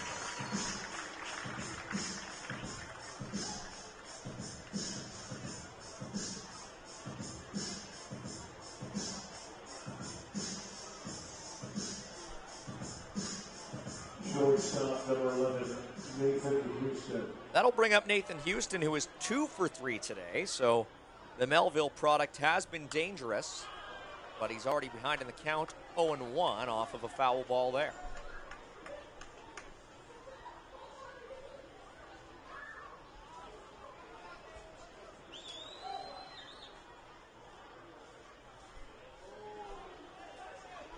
Pitch number 2 here from Toshnick is swung on and lined right back by him. That one will go out to center. It'll be a base hit. Skaggs fields it and sends it back in quickly. And there's a 2-out single for Houston, who improves to 3 for 4 here tonight. Josh Arbuthnot back in the booth. Josh, do you see that last hit? Yeah, absolutely smoked that one right there. They've done, one thing I love about this Barry's team is when they want to get a hit, I haven't seen from some prime dog teams like this. Like, they do such a good job at when they want to get hit, they find that hit. Before that, Toshnik just doing fantastic. He's came in and just done fantastic job of relief. So now it is Waters' turn. He is 0 for 3 here today, and the first pitch is called a strike.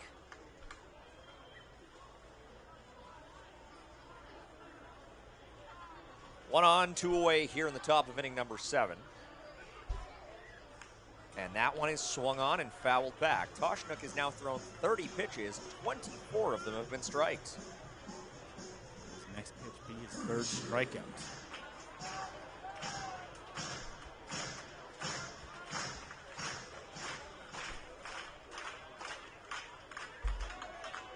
The 0-2 from Toshnik coming up next.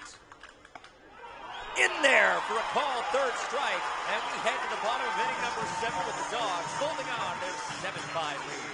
What a difference that we have seen from Preston Toshnik. He has came in and he has put on a showcase. This is the guy right now, Mike, that's this level of showcase. Number one, taking my brother away, I can't even think.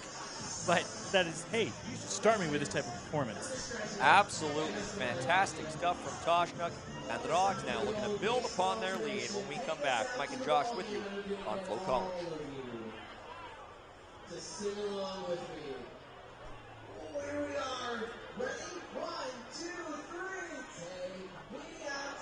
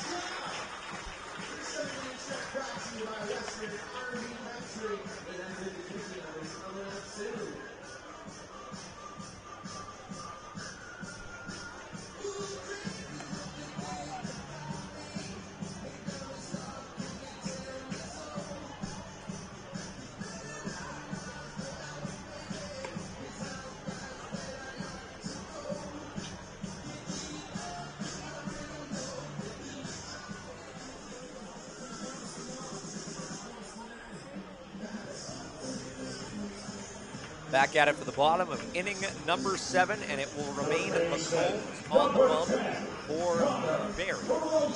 Coming up now, it is Connor Croson who's trying to break out of a bit of a mini slump here. He's 0 for 3 with 2 strikeouts tonight.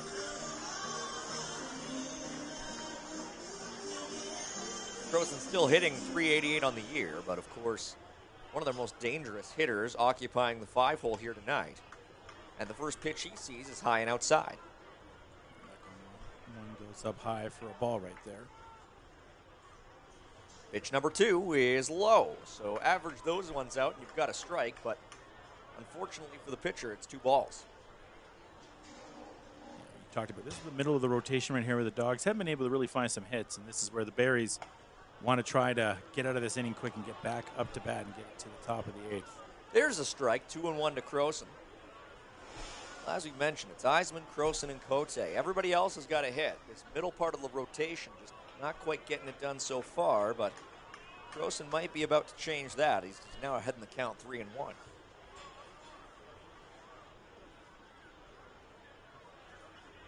The next pitch swung on and fouled, so the count will move full.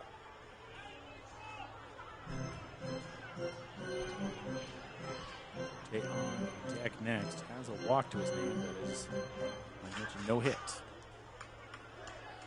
3-2 count, none away. And Croson lines this one out to shallow center. It's a base hit. Croson makes his way to first safely, and there's one on with none away here in the bottom of inning number 7. That one gets under that one, able to get himself to first, and the Dawgs continue to find everyone now with a hit. So now it's Leo Cote, who is 0 for 2 today, but he does have a walk to his credit. Cote's batting average has fallen below 300 tonight. He's now at 297, and you could bet he'd love to fix that, especially with one on here and a 2-run lead. That was high. Very much so. It had to cause Gonzalez to leap from his crouching position and make the catch. 1-0 count now for Cote.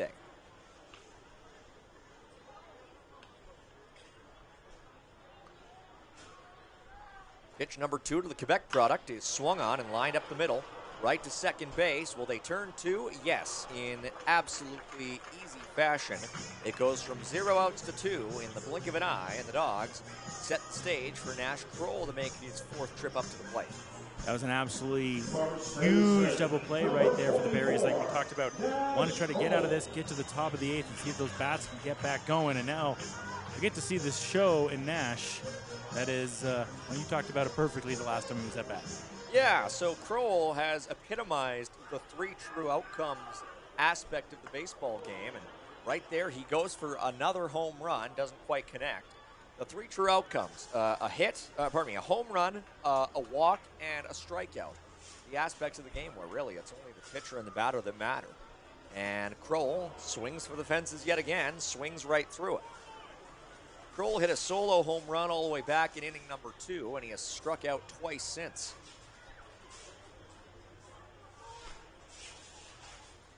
Pitch number 3 is in there. That's 3 strikeouts for Nash Kroll tonight to go along with a solo home run. And he is the king of the 3 true outcomes even more now as we head into the top of inning number 8 with the score remaining 7-5. Fantastic job with that double play right there. And then great job there from McCombs against Nash, which is just absolutely a highlight to watch Nash's at-bats. I mean, nobody else needs to be on the field when Nash Kroll is out at bat. There's only a couple ways it'll go. As we head into the 8th, Mike and Josh back with you after a moment on FloCollege.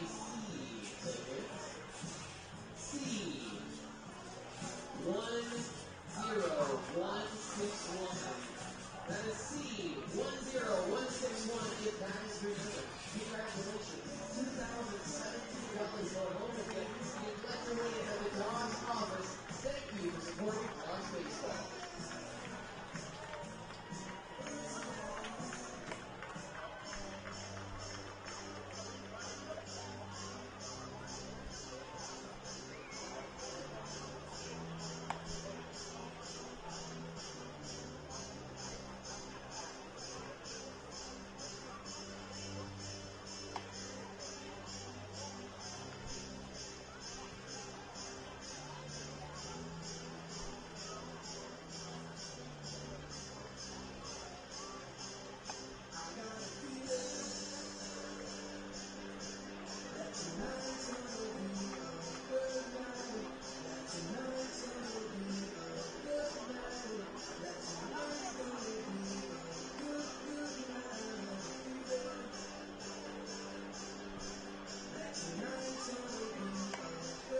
Queen presented by the Deerfoot Inn Casino, Calgary's favorite place to stay and play.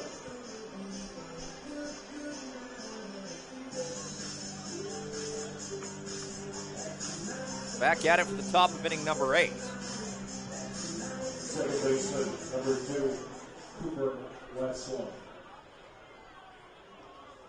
Getting things started here for Saskatoon is Cooper Westland, who is 1 for 2 with a walk here today. He has also come around to score.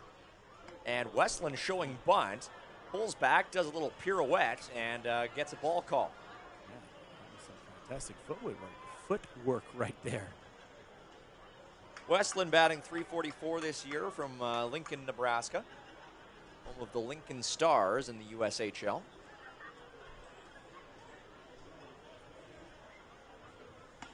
The 1-0 is in there for a strike.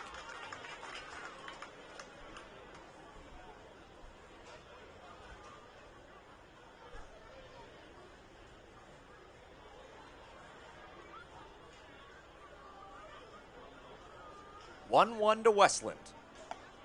In there again. 2 pretty similar pitches there, and Westland ends up holding off of both of them. Westland doubled to right back in the second and later scored.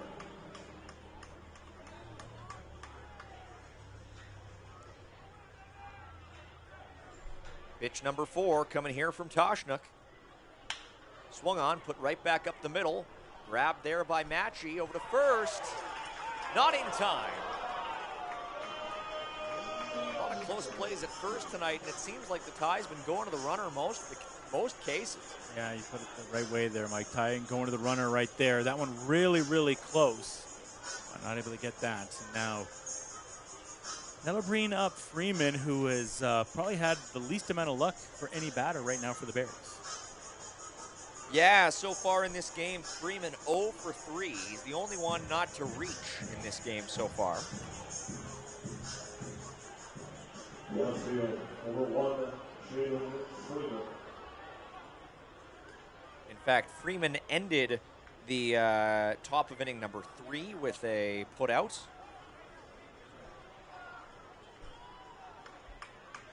Grounded out in the second, and then was put out in the 5th as well. So has always put the ball in play, but has never been able to reach. As a pickoff attempt there was not in time.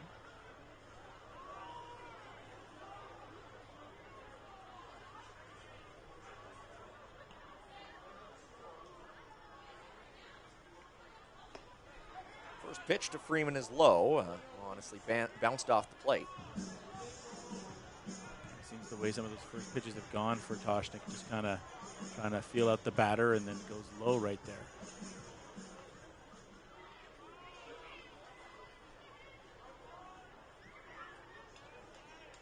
Gonzalez on deck. He's had quite the night. Now the 1-0. He is swung on and fouled back. Yeah, Gonzalez and Beck, the next two due up. Well, and you start off the game and you look at Gonzalez, you're like, okay, well, lower here at the bottom. Yeah, free out. It hasn't been that way at all. No, in 267 now. Yeah, he's 2 for 2 with a walk.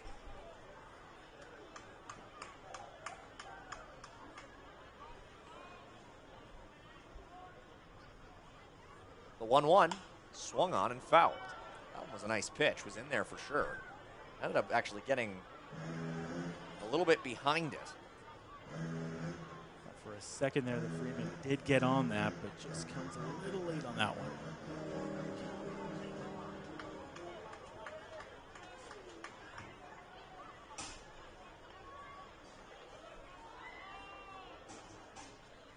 And here's the 1-2. Swung on and fouled again. Freeman putting up a decent fight here. But really now just to stay alive.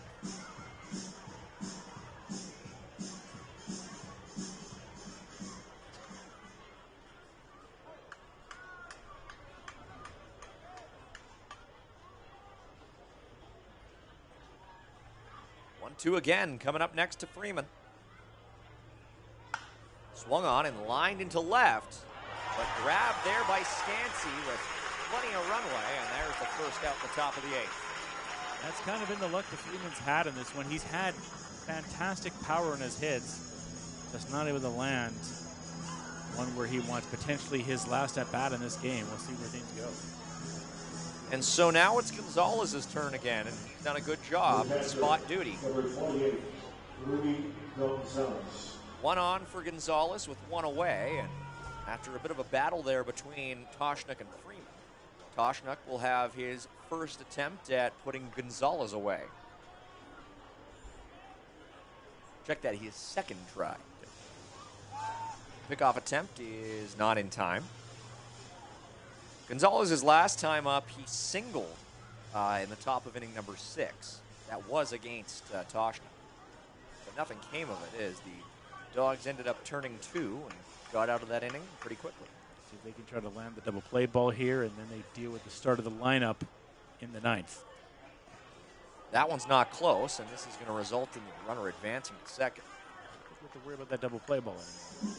So Westland gets 90 feet closer.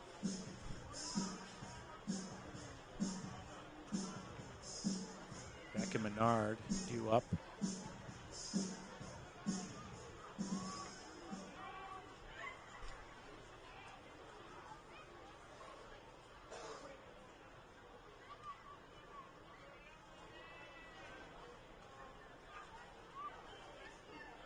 Here's the 1-0.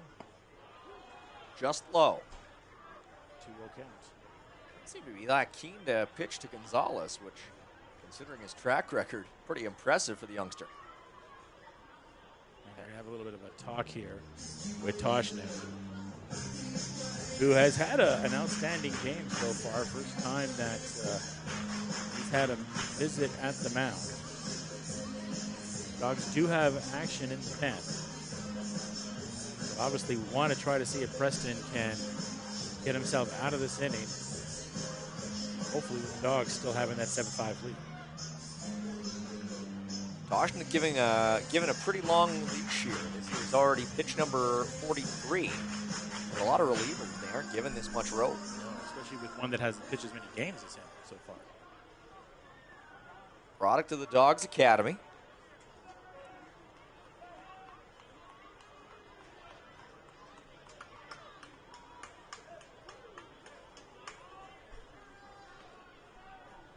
Approaching 10 o'clock local time here at the top of inning number 8.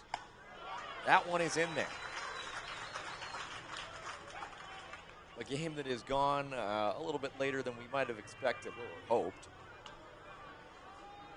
The way this game has gone, it has had flows up and down to it. So leads going back and forth, tie game. Kind of reminiscent of what we saw yesterday here. 2-1. In there for another called strike, and now we're even again.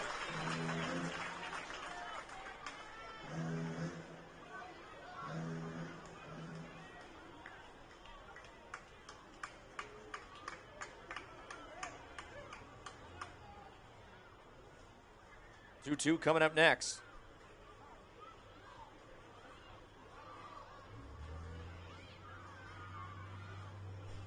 Timeout granted. Now we'll get back and re-engage.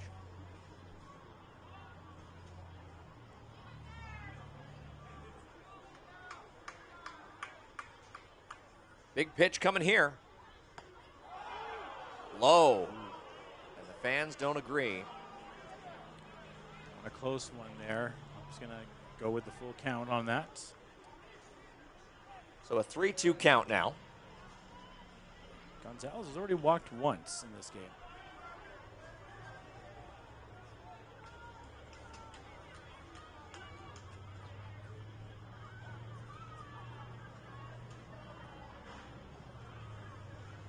He has been a tough out for the Dogs in this one, Mike. Yeah, he has. It's been quite impressive. The old 1,000 on base percentage. The 3-2. In there. They finally get him. Bring another one up. 2 away here at the top of inning number 8. A lot of confidence there to Preston Koshnick, but this is going to be a big one right here. Have Beck stepping up here. Try to get him out. You still got to deal with the deep lineup at the start of this Barry's lineup, but at least get Beck and then don't have any more men in scoring position going forward. Let's see if you can add in the 8th before going to a potential last 9th. Beck is 1 for 3. He has 365 on the year. And Toshnik has done just a bang-up job here tonight. 0 earned runs through 4 full innings of work. He's been tremendous. And now it's another conversation going right now. And he hasn't walked anyone, but he has 4 Ks facing 14 batters, giving up 3 hits so far. That last K was a big one. This could be the biggest and potentially the last batter that he will face. So save the Dogs, and their lead right now is 7-5. Yeah, no walks, 4 strikeouts. It's the inverse of what we saw from Maltas. And it's been very impressive to watch this young man throw these pitches from the mound. Looking very much like he belongs in the WCBL. The Bulls and the Gulls right behind the Dogs. Every win getting more and more important as the season is coming closer to an end. First pitch is just a hair too low. Beck has walked tonight. His last time out, though, he grounded into a double play in the top of the 6th. 2 away here for the leadoff man for Saskatoon. The 1-0 is swung on and grounded up the third base line, but just foul.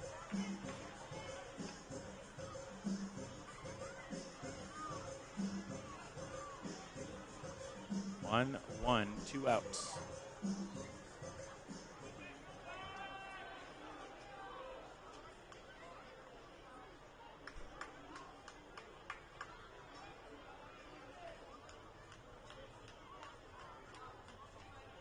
One in there, and now the Dawgs one strike away from getting to the bottom of the eighth.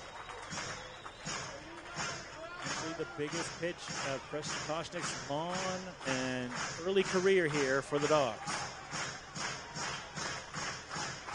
Beck singled in the top of the fourth. He led off this game with a walk in the first. And now the 1-2 swung on, put up the first base line, snagged by Nash Cole, and the Dawgs get to the bottom of inning number 8 unscathed. They remain up 7-5, and boy, can they add to their lead here. They've just given themselves a huge opportunity. As about Nash, we talked about his defensive, some of the errors that he's had in this one. Really picks it up right there with one of the biggest outs thus far for the Dawgs that save their lead, try to add to it before getting to the top of the ninth. Huge stuff here. Mike and Josh with you again as the Dawgs look to cap off what has been a very impressive night for them at the ballpark. 7-5 they lead, bottom of the eighth coming up next. Be back with you after this on FloCollege. Now pitching for Saskatoon Berries, number 7, Turner Sedunic.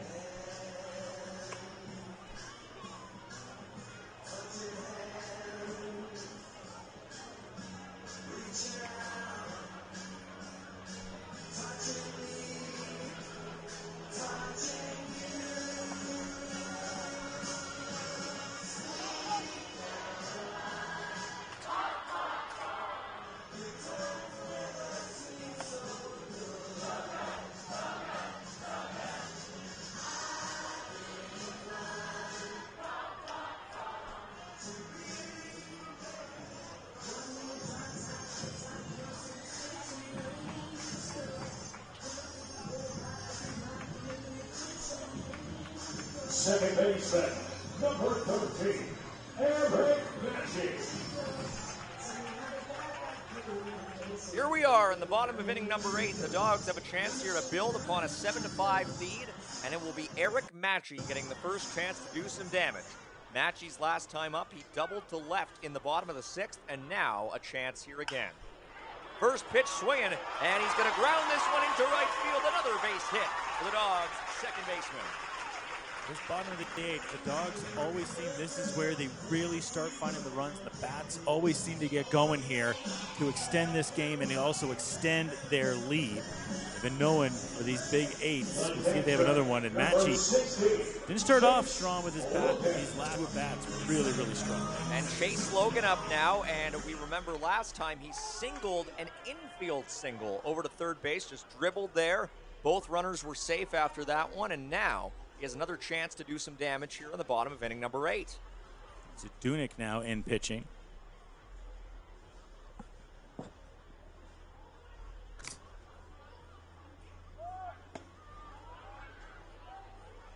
That pitch is not in the zone for Logan, 1-0.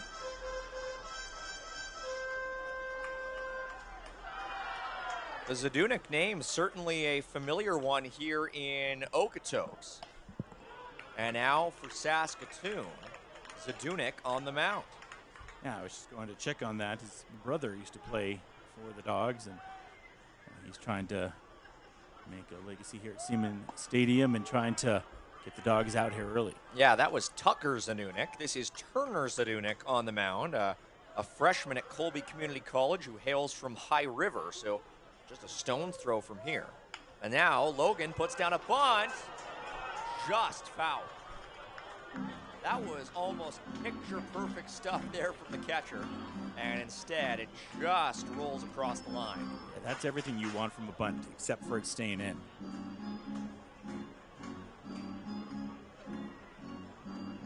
So Logan will continue here with the count now 2-2.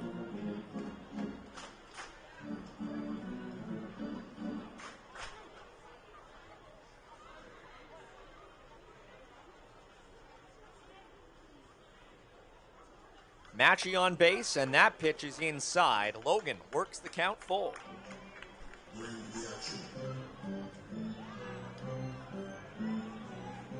Turner Zadunek wearing number 7 there on the mound.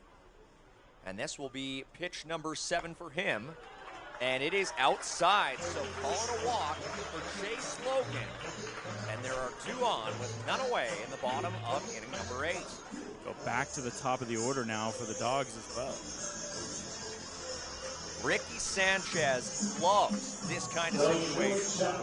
Number 8, Ricky Sanchez. Sanchez tonight is 1 for 2 with a walk, a strikeout, and 2 runs. And now he's got a chance to add to his RBI column as well. He's already got 1 tonight. First pitch to Ricky. He squares down and doesn't quite connect the way he might have wanted to. Dawgs really now in great position to find, at the bare minimum, 1 more run to really give them some breathing room going to that top of the 9th.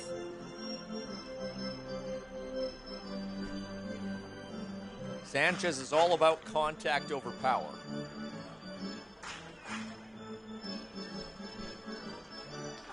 And we just got word that Alex Oliver is now loosening up over in the bullpen.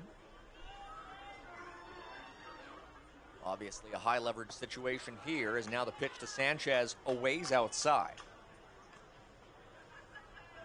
Dunich wants to try to find that first out to at least get some momentum going, but he's got a lot of power bats he's going against now, Mike. Yeah, he's got a tough test. Skaggs and Scansey both on deck. The 1-1, and Zadunek just misses the outside edge, and Sanchez gets ahead 2-1.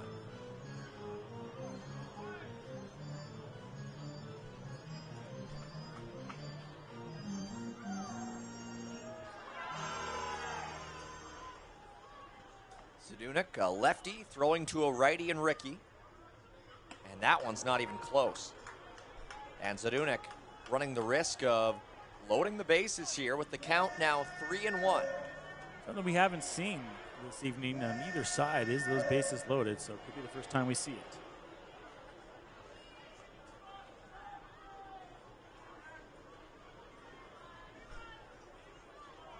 Home plate umpire signaling that the count should be 3-1.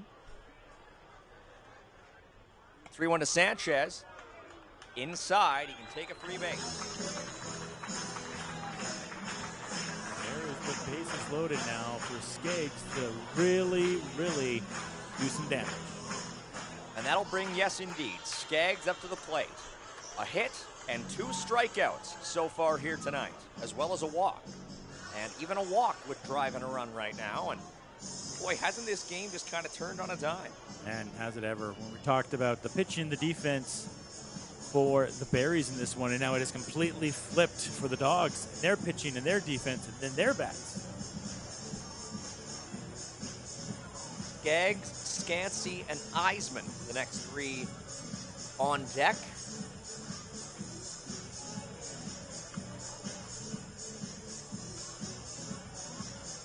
Eisman and Cote, the only Dogs that hit so far today.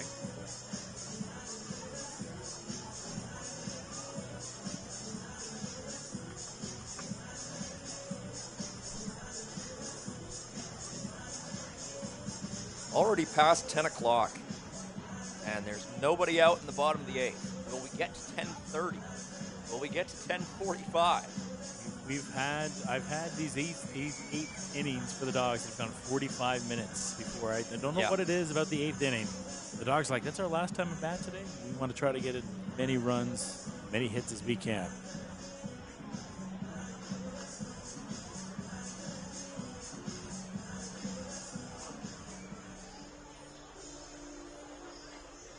So as we mentioned, Jake Skaggs takes his turn now in the bottom of inning number 8. Turner Zadunik trying to get out of a jam. Center fielder, number 3, Jake Skaggs. Skaggs, like Sanchez, attends Pittsburgh State, and the first pitch to him is not in the zone. Wouldn't it be something if Skaggs could walk in a run here? At a certain point, you don't even need to take the bat off your shoulders if the pitcher can't throw strikes. This is very true. The 1-0, again, not a strike.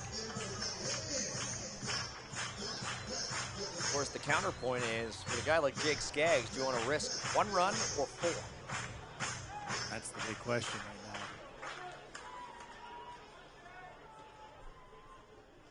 The 2-0, in there, just at the top part of the zone.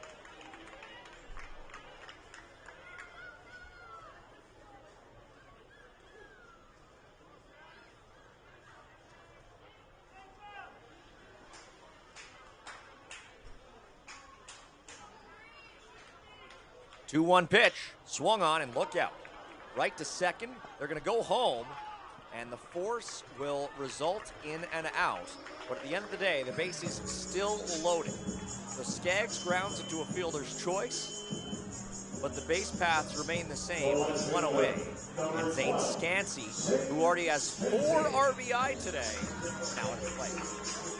Came in with 17, now into the 20s. The good news now for the Berries, at least you found that out. Now potentially, if you're just doing it, you could maybe find a double play ball, but it's really hard against this batter right here. First pitch to Scansey is not in the zone.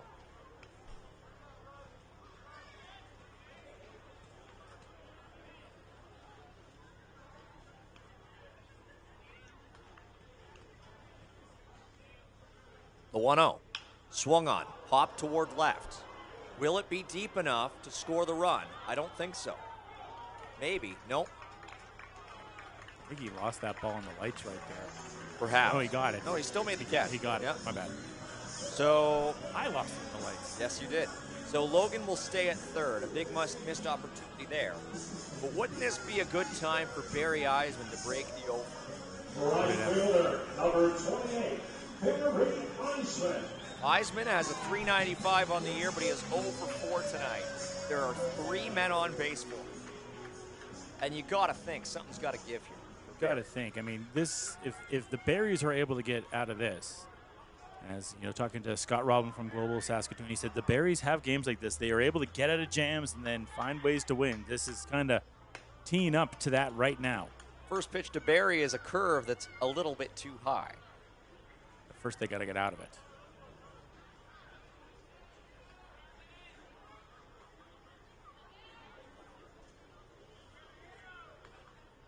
.1-0 count to Eisman. That one's right down Main Street.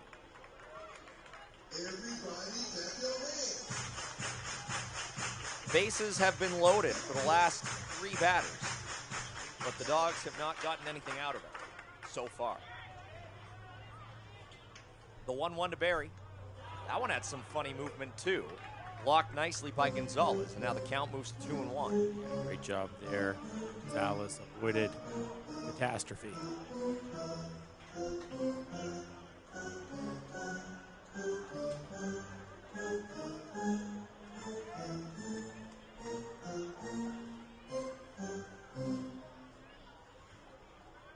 Two away.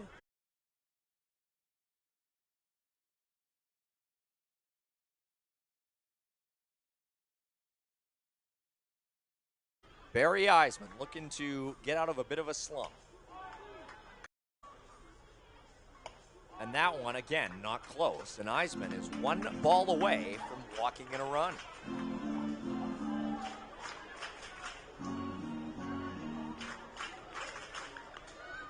He can just kind of go for this one, too. But you don't want to miss. You don't. Here's the 3-1 to Eisman. Low, and it gets away, and it's not really going to matter. Barry Eisman walks in a run on a wild pitch. That's not something you would say very often, I don't think. I don't think so. Like, how are they going to score that one? I mean, I guess it doesn't really matter. Yeah, I'm actually interested in how it is. But, yeah, I mean, Chase Logan able to cross home plate. And Turner Zadunik unable to put out the fire, so to speak. And that'll be it for him in this one. So go to the pen to try to shut out here for the final out. The Dawgs take an 8-5 lead here in the bottom of the 8th. And I'm starting to worry that my 10:30 call may have been a little bit conservative.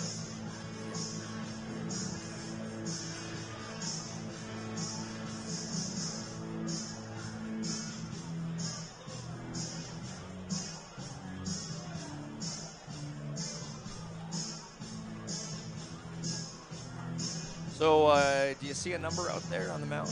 Trying to wait for him to do the pitch here to see get that. Oh. Number 39. Got a number there?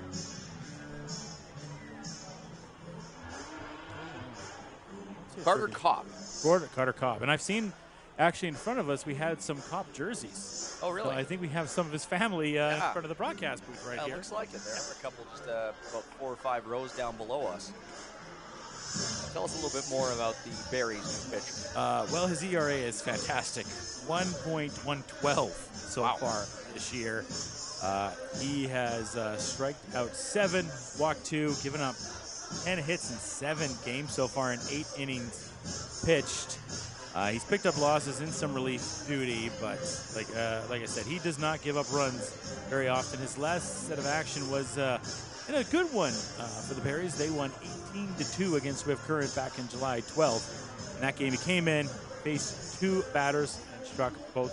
No, gave up 2 hits, faced 5 batters, and struck out 2 of them. Well, the good news for Kopp is that none of the runners on base are his responsibility. But, of course, he still wants to contain any damage. So, we'll see what he can manage here with Caden Williams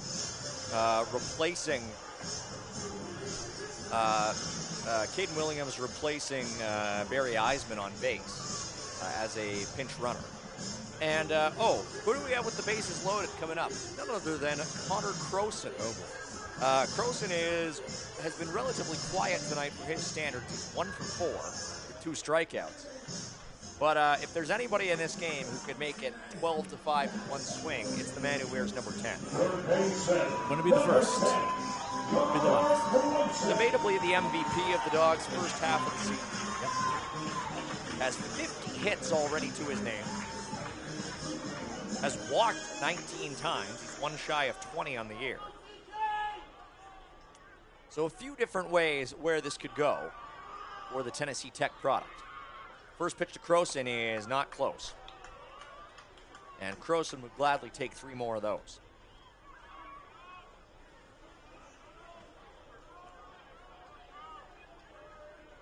Croson, an absolute monster at the plate, and has been for quite some time here in Okotoks.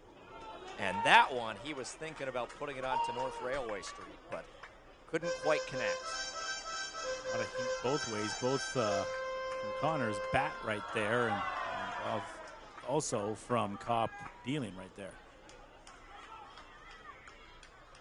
1-1, again, way inside.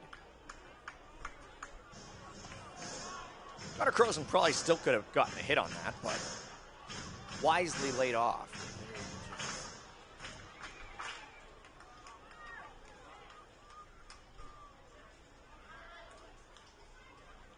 Two-1 now. Croson swings and misses. That one was intended for the shell station, I would say. That one was ready to go. But Kopp, some fantastic. This is sometimes we're up here and we see certain pitchers when you want the radar gun. That's one of them right there. 2-2 now to Croson with 2 away and the bases loaded. And that one's way outside. A nice block there by Gonzalez, who absolutely lays it on the line to keep this one from being a more lopsided game on one wild pitch. And the count goes full. So, Will Croson strike out for the third time? Will the Berries walk in another run? The latter is the case. Croson takes a free base, and it is 9-5 in the bottom of inning number 8. Great job there, bringing in another one, and try to do everything they can to get that out, but great at bat there by Connor. So Croson gets his 20th walk of the season. And that'll bring up Leo Cote, who is 0 for 3 today with a walk and 2 strikeouts. The Dawgs now lead by 4. Cote looking to maybe double that. Cote swings and pops it up. Foul into the seats.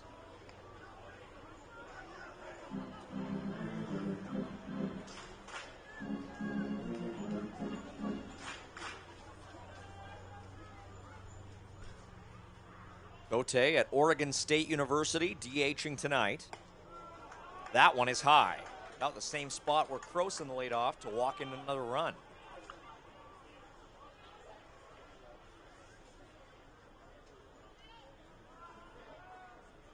One count.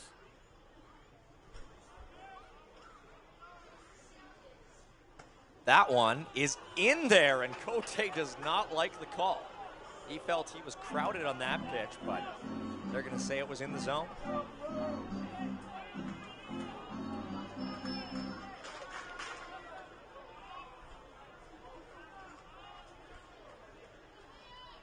One-two count. Swung on, and Cote stays alive with the foul ball.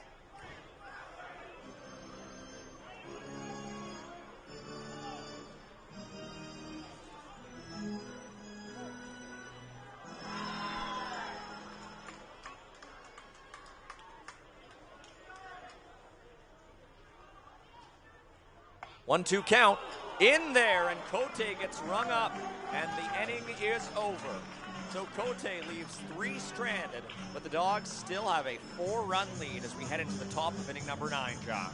And the Dawgs did what they needed to do. They padded that lead. Just got to find those next 3 outs and find a big W and hand number 6 of losses to the Berries. We'll see if they're able to do it here, 3 outs away from that. And it is Preston Toshnook back on the mound for the top of inning number 9 when we return. Mike and Josh with you. And his first warm-up pitch is a little bit wild, but we think he'll still be out there here on FloCollege.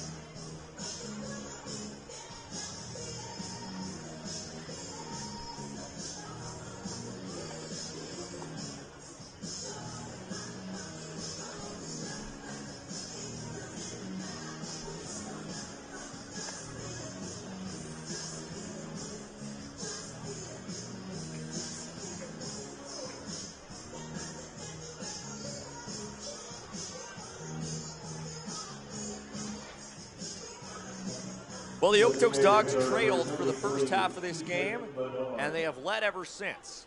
And it is indeed Preston Toshnook on the mound as we start the top of inning number 9, Josh. I love the faith. I love it. It's great. His first opponent here in the top of inning number 9 is none other than Menard, who swings and drives this one out to left field. And that's going to be a leadoff double for the Berries here in the top of the 9th. If you're the Berries, that's how you want to start things when you're trailing by 4, trying to get back into this game. 1 pitch, 2 bases there for Menard, who finally gets his first hit of the game. He's now 1 for 5. Third baseman, number 24, That'll bring up Mason Rowell. Rowell is 0 for 3 here tonight.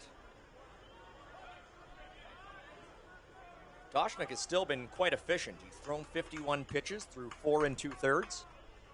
Or pardon me, through 4 1/3. First pitch to Rowell is tapped ahead. He scoops it up and lobs it over to Kroll at first for 1 out. Runner advances to third on that.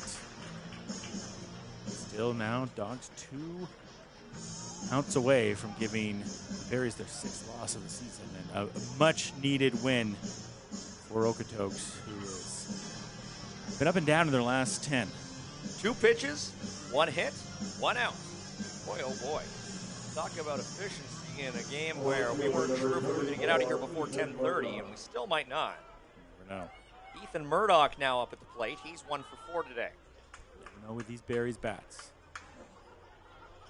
They do have a runner at third. Some movement on that pitch, but wasn't quite enough to get in the zone. That one's a ball.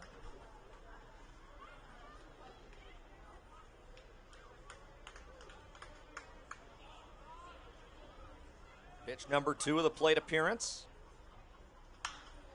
is popped up. And this one's heading right towards second or short. Camped underneath it is Eric Matchy. And there are 2 away here in the top of inning number 9. And the Dawgs are this close to taking a win away from Saskatoon.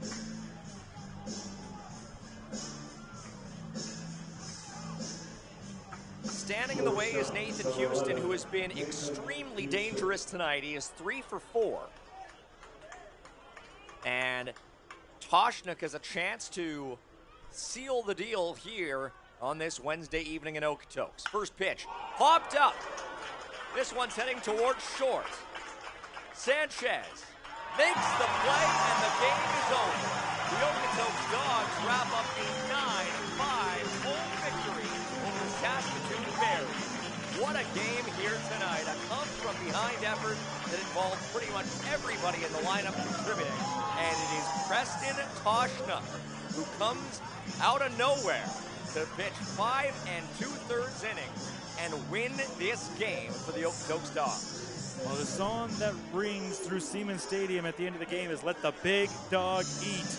And when you talk about the big dog, you are talking about Preston Toshnik, who puts on a master class here. Got to be the dog of the day. Tremendous job by him, electrifying this Dawgs lineup to pick up the W. An absolute clinic from Toshnik, a statement game from number 47 on the mound, saying, I want to be just more than a bit part. I want to play for this team. And with an effort like that, you can be sure that he has caught the attention not just of the fans, but the coaches. Some outstanding work on the mound there from the Dawgs reliever. Tremendous job by him. Bats did their thing, and the Dawgs split this home series with the Berries and pick up a big win. We talked about the Bulls and the Gulls kind of right behind them, trying to find first place right now in their division, and Dawgs able to pick up that win and come right back to it tomorrow against Regina. A clash of the 2 WCBL division leaders ends with the Dawgs taking home a convincing 9-5 victory. They rock home a couple of runs in the bottom of inning number 8. They get 3 runs in the bottom of the 5th.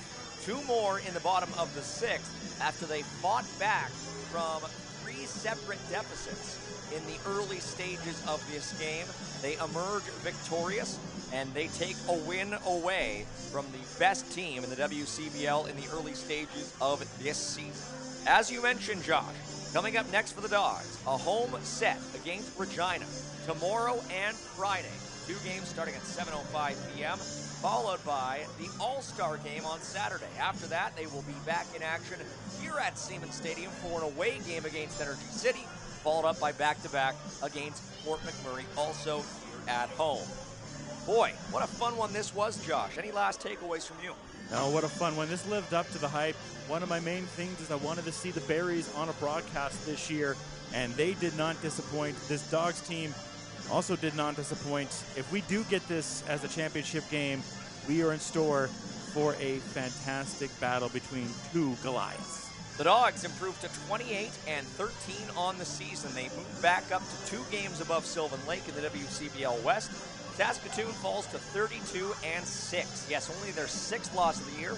This game put an end to their 5-game winning streak, and now they are only 8 games up on Medicine Hat for 2nd in the WCBL East. An absolutely dominant season by them, but Preston Toshna, boy, he might be a thorn in their side in the future again. We'll see.